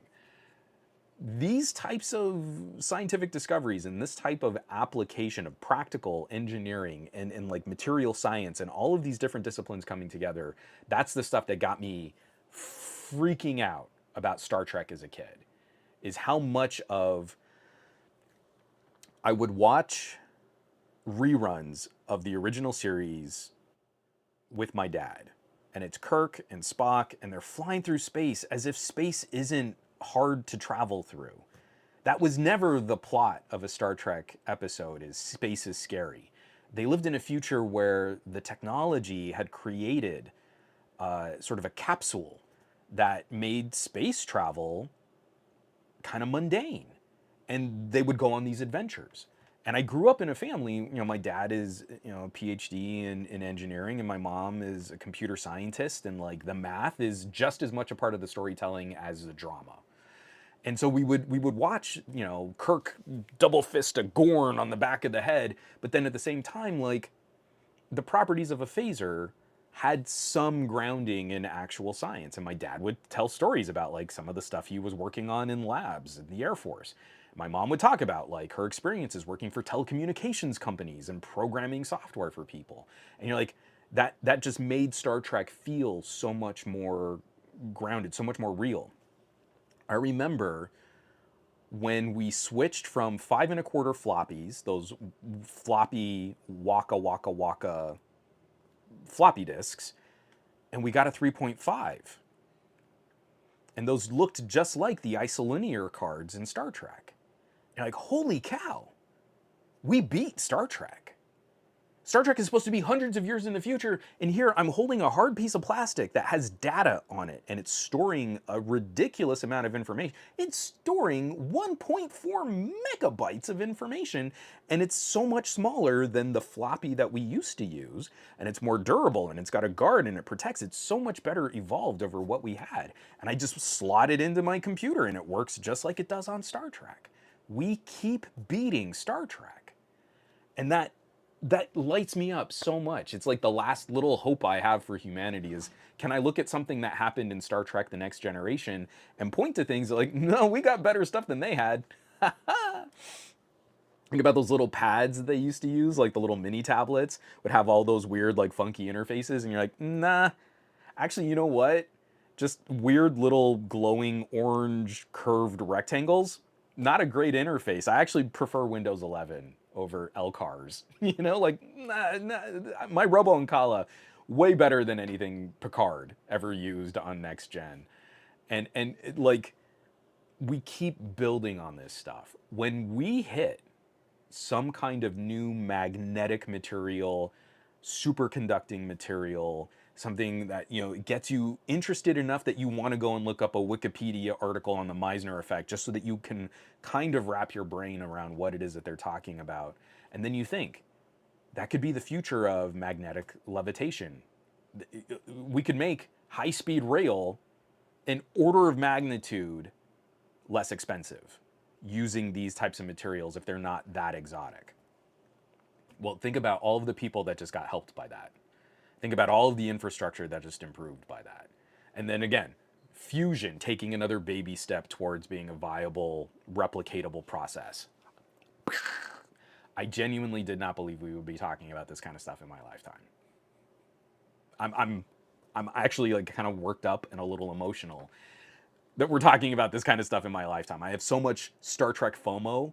I want to see the future. I want to see what those technologies look like. I want to see how far humanity can progress. I am constantly cursing my mortal form that I won't get to see like the evolution of our species, even if we destroy ourselves. I want to know what that looks like, and I'll never get to see it.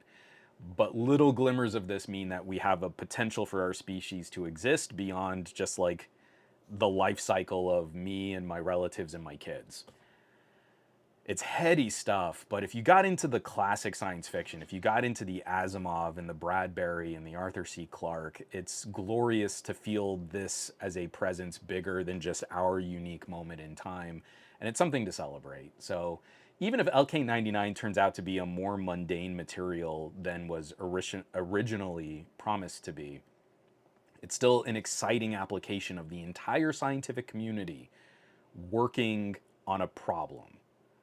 And even if it turns out that it's not what they promised it to be, it still demonstrates that the scientific community has that heart and has that spirit to jump onto something that could be potentially exciting, and we'll learn more about what built up to this material discovery, and we'll still come out the other side better and smarter for having gone down this kind of hype train on a new material. We're still going to come out the other side of this with at least a material understanding of something that could still be a better material for magnetism than we're currently using. Even that is an exciting step towards the future of our collective intelligence. I'm going to take a drink of coffee, and for the last 20 minutes, we want to talk about anything else. I'm going to let the chat kind of lead us through all this. Because I'll just keep babbling about stuff that I don't really fully understand.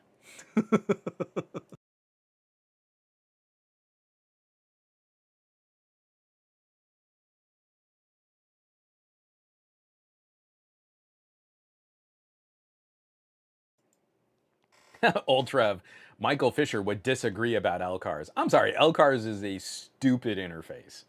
It really is. I am piloting a humongous vessel, a galaxy-class starship. It needs to be resistant to any type of encounter in space, where space is incredibly hostile. And if there's like a minor power interruption, my touchscreen will go dark. Also, in controlling this galaxy-class starship that could end a civilization, it has the capabilities and the power to destroy all life on a planet. It is a smooth, featureless, tactile-less display. Like, it doesn't even work for us driving an automobile, but let's say you're in some kind of space turbulence, or you're receiving, repulsor fire from some kind of Romulan threat, and your finger slips just a little. And the computer is going to do something different. Oh, target this ship. Oh no!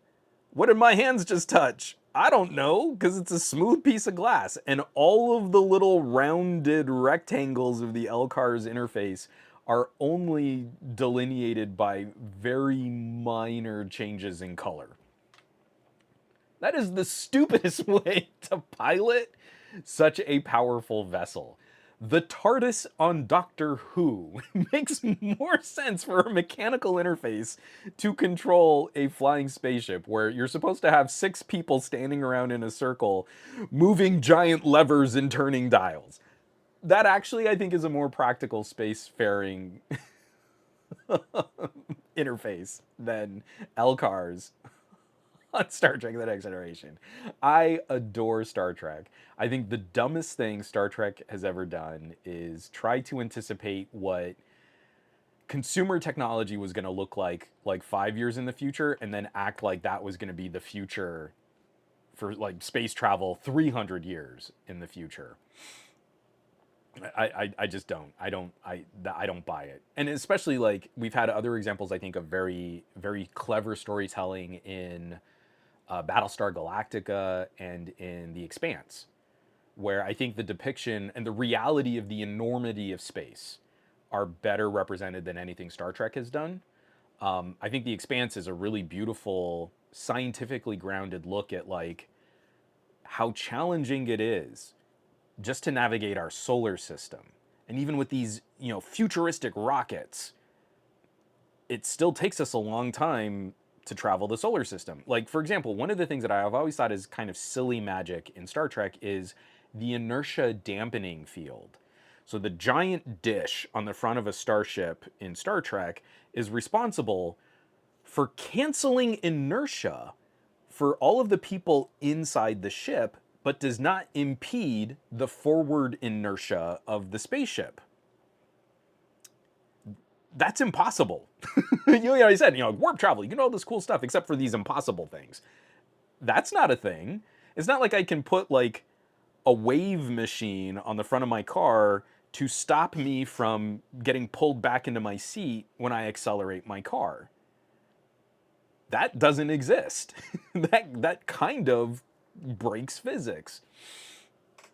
So it's that kind of stuff, like you've made space travel so safe and so boring and so mundane, that the drama of Star Trek comes from interpersonal relationships and galactic political conflict, and that's the drama. It's about soapboxing current day politics in a futuristic setting. That's also Star Trek should ever be. Is soapboxing about like racism and political discourse and war, and that's where Star Trek is at its best. But if you look at the science of Star Trek, even though it is grounded in some heavily researched scientific study, you always get to this magic. The reality of a transporter in Star Trek is kind of terrifying. You're taken apart at a molecular level, and your blueprint is then sent to a machine that just has kind of a bucket of material, and then it reconstructs you at a molecular level.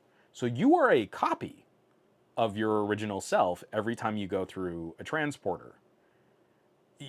There's not a direct, I've sent you from the ship down to the planet. They didn't send your material down to the planet. There's a transporter buffer, and then they kind of have unlimited energy to turn into matter. That's how you can have something like a holodeck, but it's also the sort of horrific idea of, at some point, you are disassembled and your consciousness is severed, and then that information is beamed to another place, and then you're sort of reassembled in this little like energy shielded beam. Is freaky. The philosophical ramifications of something like the transporter are some of the most delicious things to like get drunk one night, responsibly of course, and then debate consciousness with someone that you care about. Because you just take it for granted in Star Trek land. It's not dangerous. People are comfortable with it. I think we've seen like 2 transporter malfunctions that caused mortalities in all of Star Trek. One of them in Star Trek: The Motion Picture. Like, it's not a big deal for them. And they have to only occasionally debate the philosophy of that when the writers do something clever, like they clone Riker with the transporter being bounced off of something, and then it created an alternate Riker. But where was the energy and the material to make another Riker? Oh, reflections, energy, something. I don't know. There's 2 Rikers now. It's just fun. Jonathan Frakes is a really fun actor, so we just wanted to see him like act against himself.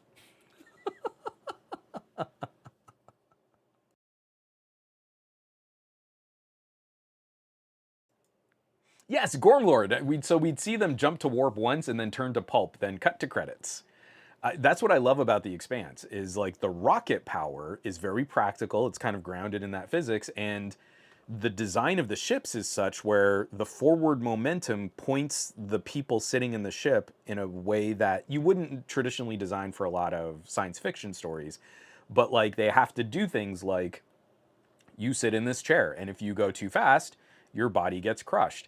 And it's very much like the Top Gun movie. I think they did a really good job in Top Gun of showing like, hey, you've got to do this steep dive and then fight the effects of gravity coming up, and you're going to hit like 9 times gravity. We can say that, oh, they pulled 9 Gs in that scoop up. Well, if you weigh 100 pounds, again, just go, I'm keeping the number simple here.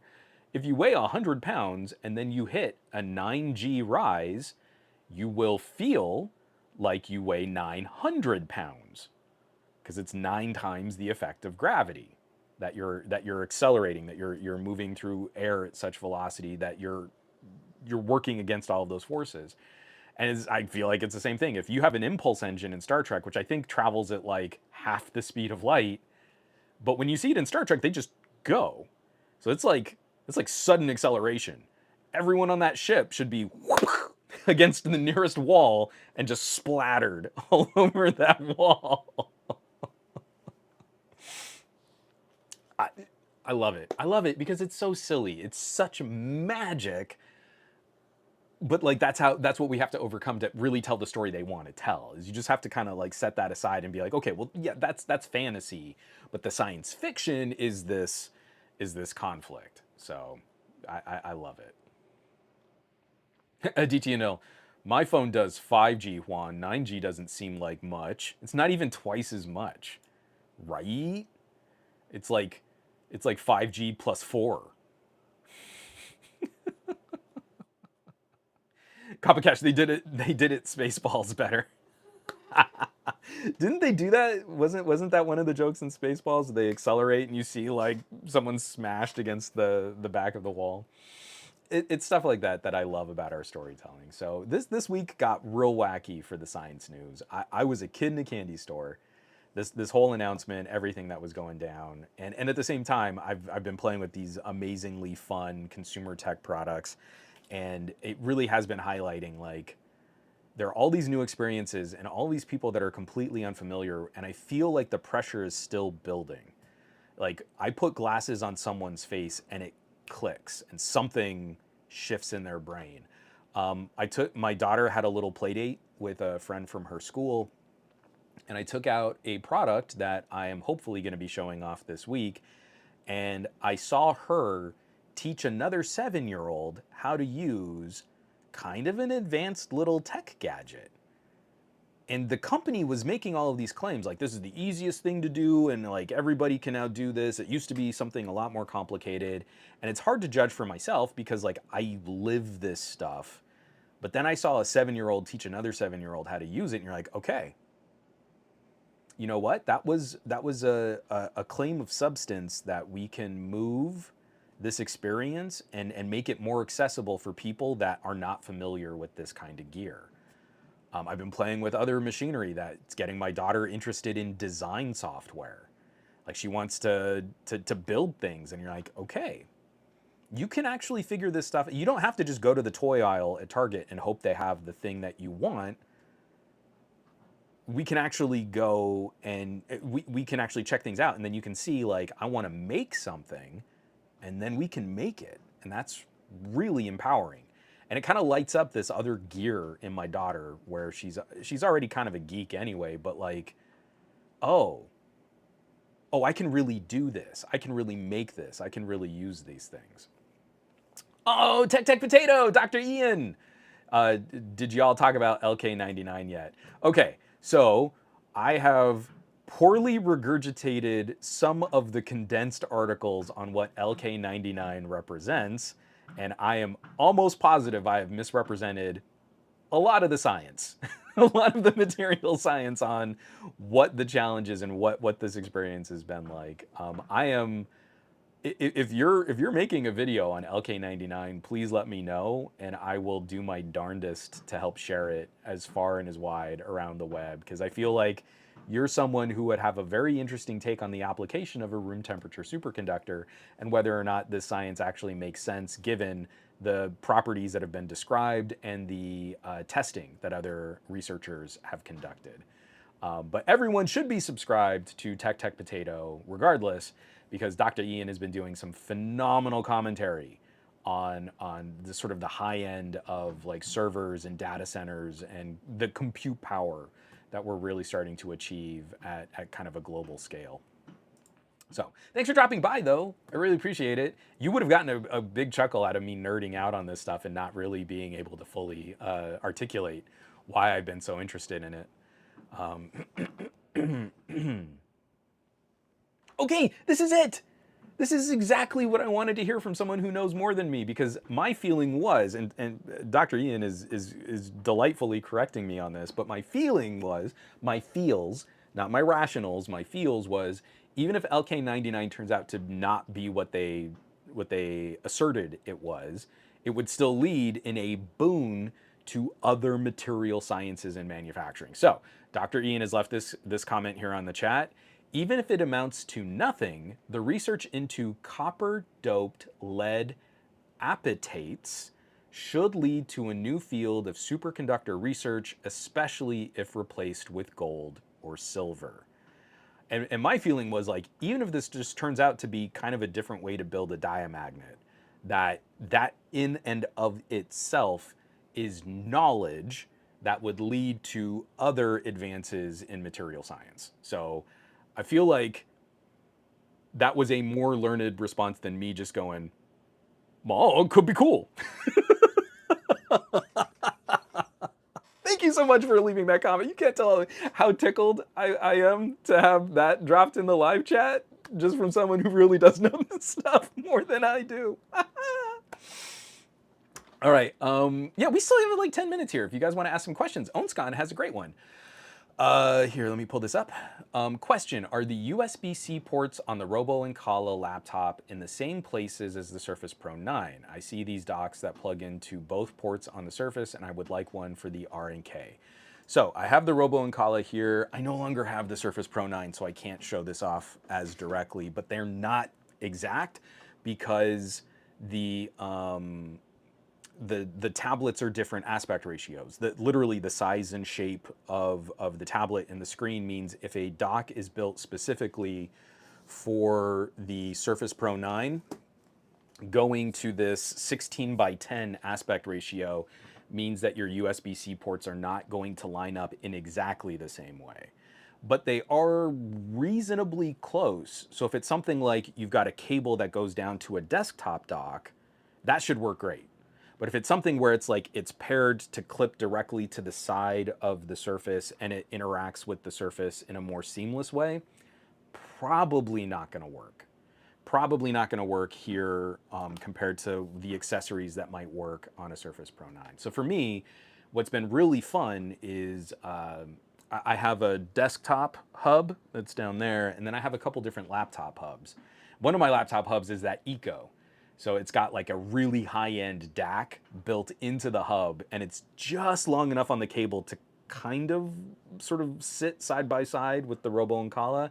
It's a little bit lifted even off of the bottom USB-C port, but then I've got extra USB ports, I've got a display out, and I've got a really high quality audio out on that laptop hub. So that's kind of what I've been pairing with my Robo and Kala. I really like using accessories that live beyond one device. So I've been using the same laptop hub for, when did I start doing that? I think with the LG V20 is when I started plugging laptop hubs into Android phones. And I've had the same laptop hub and the same Ethernet adapter, I think since the V20. So I don't know how many years ago. It was for 7 years. And then I got the Eco, and then I got, what is this other one? The Easy Quest. Actually, I've got a boxed version down here because I got one from Marie. Hold on, let me just drop over here. So I did articles Whew, I did articles on both of these, but the Easy Quests have been pretty good. And they're like 30 or 40 bucks, lots of extra little ports and stuff. The cables just aren't quite long enough to lay flat next to a Surface Pro or this Robo Ancala.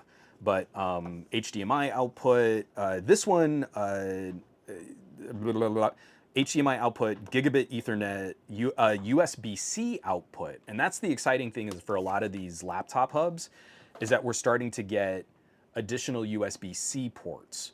The older USB-C hubs would only give us USB-A ports. So this is so silly because we're talking about like a thing that gives you a couple extra ports for your laptop, but like we're actually seeing some fun advancement. Like those accessories are also improving and getting better too. They're just not the sexy things that, you know, like AR glasses for your face. Oh, Dr. Ian, rocking my socks here. I have to give the no sound proper announcement that Dr. Ian is subscribed with Prime, supporting this podcast. Thank you so much. I really appreciate it. Subscribed for 7 months. He's been listening to me misrepresent scientific ideals for 7 months, and he still hasn't like given up on me yet. Salute. I really appreciate it.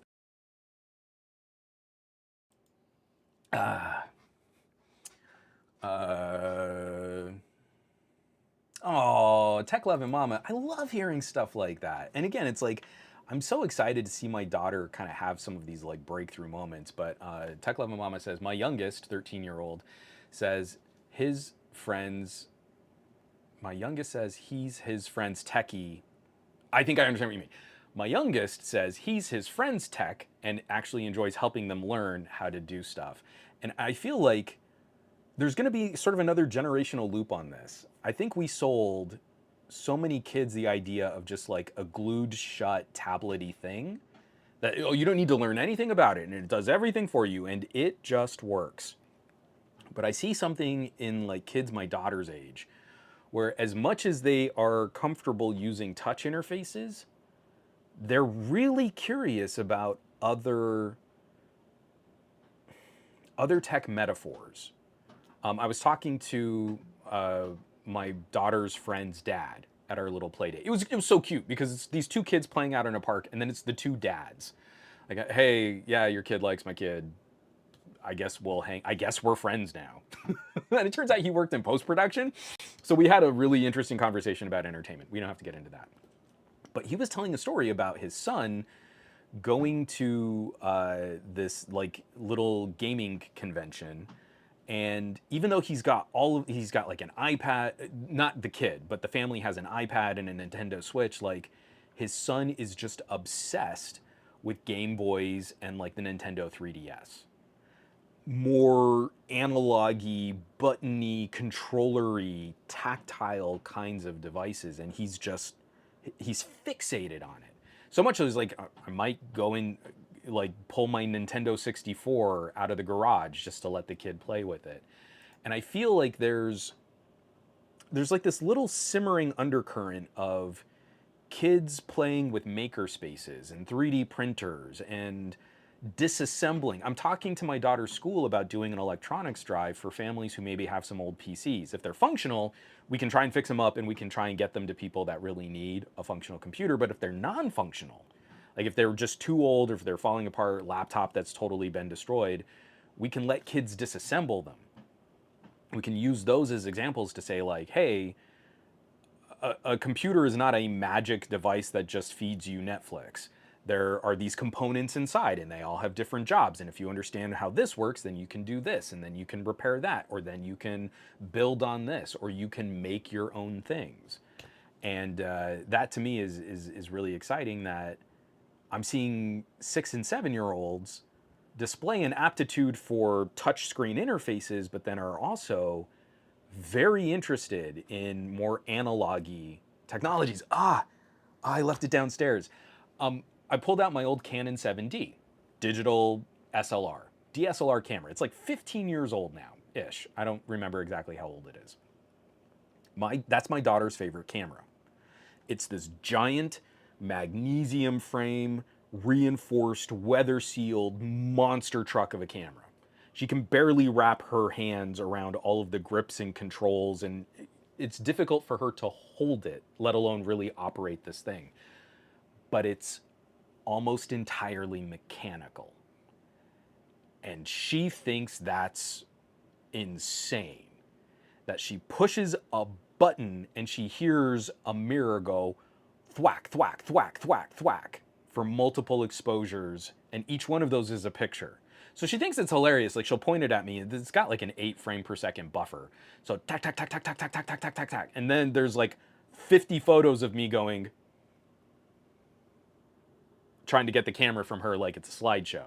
But that the entire thing is so almost machined and mechanical is so much more interesting to her than a lot of these, like, you know, like a smartphone camera or some of my digital, like my mirrorless cameras. Like they make little clicking noises and stuff, but nothing like the bolt action firing mechanism on a Canon 7D. So it's that kind of stuff. Like once you expose some people to this, they kind of remember, they kind of like, oh yeah, we used to have this, or we could do that, or it's like we kind of wake up out of a fog. And I think that that kind of stuff is exciting, especially when you can share it with someone who didn't grow up with that kind of tech. They grew up with supposedly better tech. Owen's gone saying, yeah, I forgot about the Eco Hub. Thanks, and it's half off. Oh, so it's on sale right now. That's great. Again, the DAC on the Eco Hub is not going to displace like an Onyx or a Helm, but it is really good. It is going to best almost every single laptop headphone jack out there, except for some of the board manufacturers that are really including like that ESS hardware. And it's also kind of exciting because I believe this is Eco's own chip. I don't think they're using AKM, ESS. I'm missing one, or what's the other? Like the one that's almost on every single motherboard. Because I almost always disable it on my motherboards, and I can't remember the company. Everyone here knows what I'm talking about, and I'm just babbling right now. But the Eco is pretty solid. It's really good. And agreed, Tech Potato. If it doesn't have an SD card reader and Ethernet, I'm not interested. I feel like laptops should never have given up on useful ports. I'm right there with you. How does the hub work with the Steam Deck? It works pretty well. It does detect as an audio device. As close as I could measure, I do not believe that the Steam Deck is properly putting out 24-bit audio to connected devices, except for maybe in its desktop mode. If someone else has managed to get that to play properly, please let me know, because I have not found where these crazy like 24-bit 96, 24, 192, 32-bit DACs, I don't believe are being fully utilized on Steam Deck. The thing about Steam Deck is that its headphone jack is pretty decent. I would only recommend adding additional audio processing hardware to a Steam Deck if you want to go wireless, or if you've got to drive some really thirsty cans. Like if you need a better amp, then that would be a reason to maybe step up. But the headphone jack on the Steam Deck itself is better than functional. It's better than adequate. It's pretty solid. Tech Love Mama, sorry if my comment was confusing. I'm multitasking. Absolutely. But so she says, I love that idea. We as techies kind of have something of a superpower here. And I know, you know, some of you are maybe not likely to engage like this, but like if you live next to a grade school or a middle school and you've got just some old gear, call them up. I'm looking at doing maybe my next round of getting rid of phones. Instead of going to a shelter or a charity, I might go to approach the teachers at the school and say, hey, I know we live in a nice area. My wife and I are house rich and cash poor to live in a place where we've got good schools for our daughter. But even in this community, I have to believe there are some folks struggling out there. And I've got some TCLs, I've got some OnePluses, I've got some Motorola's. Without making too much noise about like someone getting singled out for not having the money to own a nice phone, we could maybe set up sort of a double blind through the school and see if there are families who are struggling to have like a Chromebook or a tablet or a phone or something for their kids. Like, I'm not going to use these TCLs. They're just kind of sitting here. It's a communication device. It's not the fanciest, but it's eminently functional and it will keep you connected to your family. And you could just have it. Or I could give it to you and you could sell it, get some cash, and then buy something else. But I would feel better about like that having contributed to someone's well-being than just like I put it on eBay and I got 25 whole dollars. Doesn't work for me. I don't feel like that's appropriate to do with review devices. But if I kind of like spread the wealth, then I feel better about stockpiling so much potential e-waste, but getting it out into people's hands.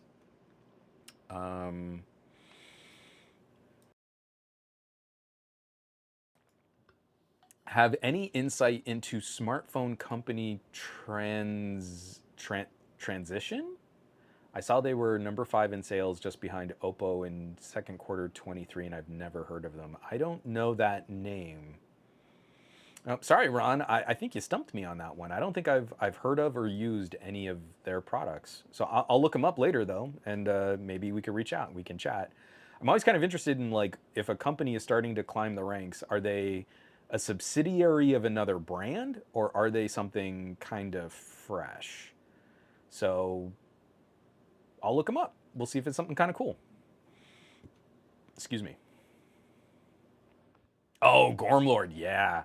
I really like those Kano Raspberry Pi kits that kids can do. And me too! It's like Legos for grown-ups. The Raspberry Pis are a lot of fun. I've got some old Nooks. And see, that's the other thing too, is like, I've got an old Nook. That's not a crazy powerful machine. Like the 2 of them that I've got are like also like Celerons. They're really not gonna be things I'm gonna be doing a whole lot with. The one of the ideas was like I could turn this into a Steam Link box, but I also have a Nook Extreme behind my TV, so I absolutely do not need to put an even lower power computer behind my TV on top of my high power computer behind my TV. But for doing office work, like bolt it to the back of a monitor in like the school office and they just need another machine, like I'm trying to tell them like you could just have it. And I'll just slowly back away and fade and throw a smoke bomb and just vanish. So again, there's always that weirdness when you like approach a school and you're like, yeah, I've just got all this old technology, and they're like, oh, but what are you doing with it? And I have to show them like, no, I like, I do this for a living, and companies send me stuff, and I don't keep all of it. A lot of it I have to send back, but when I get something like a Celeron, you could use this. I know you can. Who's your IT department? Let me chat, and we could figure this stuff out. And I think that would be a better help for people in your community that maybe need that extra assistance. So some really fun stuff. It feels good. I like that. That's the kind of stuff that makes me that makes me feel better about like my current place as like a technology journalist, editorialist, influencer, whatever it is that I'm supposed to call myself these days. So folks, science is rad. I'm gonna go ahead and start wrapping this show up. I really wish I could tell you more of what's gonna be going on, but I'm probably gonna be doing, I don't think it's gonna be out this week, but I am gonna be shooting a comparison on the Rokid glasses. So the Rokid and X-Real glasses and the Rokid and X-Real brains. And I think those will probably end up coming out next week. So stay tuned for that. I have so many thoughts on devices like Pixel Fold and Pixel Tablet. Yesterday, I was just up in my snark. I was really up in my feels and feeling really snarky. And I was using the Pixel Tablet to play Bloons TD6. I love tower defense games, but I've never really gotten into Bloons too hard, but now it's on Netflix and you don't have any microtransactions. It's pretty great. So I'm playing Bloons TD6, and I realize like I'm only playing on easy. I'm not doing anything crazy, but I'm at like round 180 on this Tensor 2, and it is now starting to struggle, but I've genuinely filled the entire screen with units. And so I put out a short just making fun of people like, oh, Tensor 2, you can't even like game on it. It's like 2 not good enough and it's not powerful enough. And you need like a Snapdragon 8 Gen 7. And that's like gooder, or an iPhone because it's more powerful. And you're like, I'm so done with people that are just whipping out Antutu scores. And you're like, you're not you're doing worse than not contributing. You're actively misrepresenting the power and the performance of these crazy pocket computers when I can pick up a Pixel Fold and it's not good enough as compared to another gooder phone. And yet, like, I'm crushing audio editing on it, I'm crushing video rendering on it, I'm doing things with it, not just I open it up and I watch a movie on it and the Tensor 2 isn't good enough. And like, I'm so over what passes for this kind of tech. It's so bad. Real quick, I'm going to answer this tip and then we're wrapping up the answer this tip. I'm going to answer this question and then we're wrapping up the show. What other tower defenses have you enjoyed? So, like a lot of folks in terms of mobile, I loved me some original Plants vs. Zombies. I thought that was a great, what do we call this? A gateway drug to the wonderful world of strategy and tower defense. For Android devices, it kills me. It guts me that the two best mobile tower defense games I think I've ever played were the Sentinel games, Sentinel 3 and Sentinel 4. And the developer just vanished. It just completely imploded. I believe Sentinel 3 was available for PC. I don't know about Sentinel 4. But sci-fi, action combat, those games were incredible. And now there is no way to play them. I have old phones on that shelf. Hilariously, my Razer phone 2, excuse me, still has them saved. And I will power up that phone just to relive some of those heyday moments of playing Sentinel on my phones. Now I'm playing a lot of Bloons TD6. You can get that completely for free. Not for free. You're paying for it, but you can get it as part of your Netflix subscription. And there are no additional microtransaction-y things to buy. But it's just Netflix has its own little contained version of Bloons TD6. And then across mobile and desktop, I love the Anomaly series. The Anomaly series is reverse. It's tower offense. So aliens have landed on Earth and their organic structures are taking over cities, and you pilot a little convoy of vehicles to try and destroy their towers. So it's the reverse of tower defense. Instead of enemies are on a path and you set up towers to kill the enemies, you are the entities on a path and you've got to take out all of the towers. It is such a fun twist on tower defense.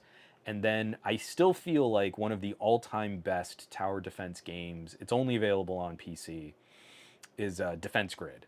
Defense Grid 1 and 2. I actually got to do some of the voiceover recording engineering. I didn't direct the sessions, but I was sort of in the room to tell actors what to do along with the producer and pushing record.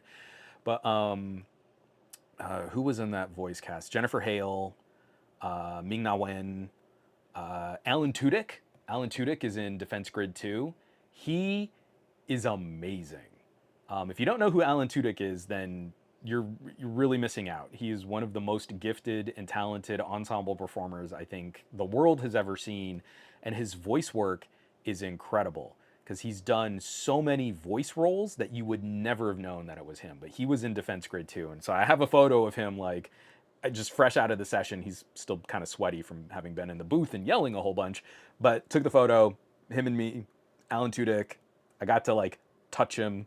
Really cool guy, and just truly one of the most gifted performers that I've ever put in front of a microphone for doing voice work like that. But my personal feelings of getting to meet a celebrity aside, Defense Grid is a phenomenal tower defense game. Defense Grid 1 will work on touch interfaces, so if you play it on something like a Surface or like my Robo and Kala, it plays pretty well on that. You can do sort of touch to control it. Defense Grid 2 is much more controllery based, but both of them are super good. Here, let me get this out of the way there. Yeah, Steve Pogue, Tower Offense. Yes. Pick up, there I think are 4 Anomaly games. And like you can regularly find them if you hit like a Humble Bundle. I got them all on a Humble Bundle for like $10. And they are so good.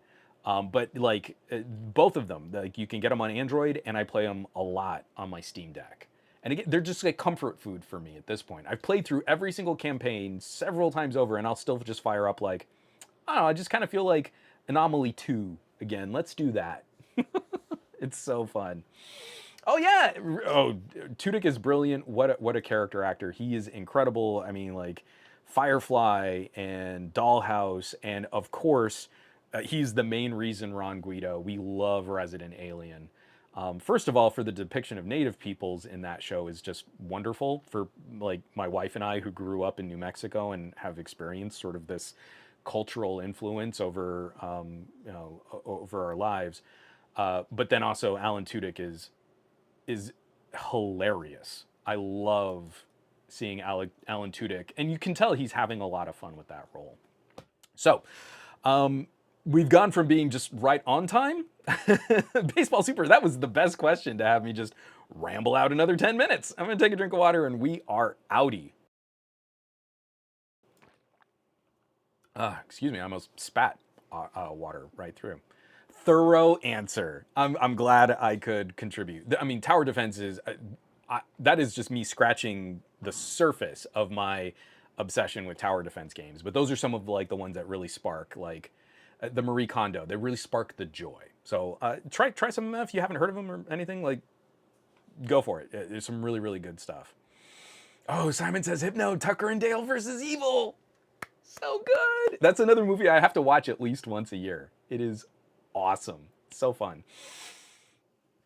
Alan Tudyk is in that too. So next week, we're going to continue our love affair with Alan Tudyk and my inability to properly describe advances in material science. I don't know. We'll see. It could be crazy. But again, folks, I always appreciate all the support. The people that have been subscribing, tier 1 subs on Twitch. All the people that come to join this conversation, and you're writing comments and sharing these videos. Excuse me, sorry, my voice is really starting to go on me here. All of that is so greatly appreciated. And like I started this podcast out, it is to wrap it up with the same plea. If there's a content creator that you care about, it's time to start finding ways to support them out of just passively viewing on YouTube. It's time to find ways to support them outside of just occasionally clicking on an article in an algorithmic feed that was shovel fed to you from Google or Facebook or Twitter or wherever. And it's time to start looking at the alternatives to, or at least the fallbacks to, the ratcheted social media that is becoming so toxic today. My weapon of choice is Mastodon, because on Mastodon there is no algorithm standing on my neck. And when I post the same content to Mastodon and to Threads and to Blue Sky and to Twitter, I find real human interactions on Mastodon where I kind of get a couple likes on all of these other platforms. If the point of social media is to build that community and to have these conversations and to interact with real people, I do not care about the internet points I get on Threads. I have all these followers on Threads. No conversations. No, there is no interaction.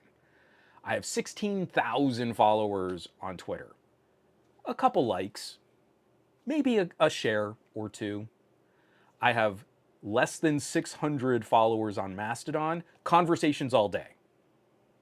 I cannot express to you how refreshing and how freeing it is to not have an algorithm standing on your neck, and to find people who really geek out about this stuff. It's the best. So folks, I want you to have an amazing week. I want you to do awesome with your technology. I want you to be awesome with your technology. And I want you to take care of yourselves so you can keep taking care of others. Catch you back here next week. Be safe. I love you all. I'll catch you back.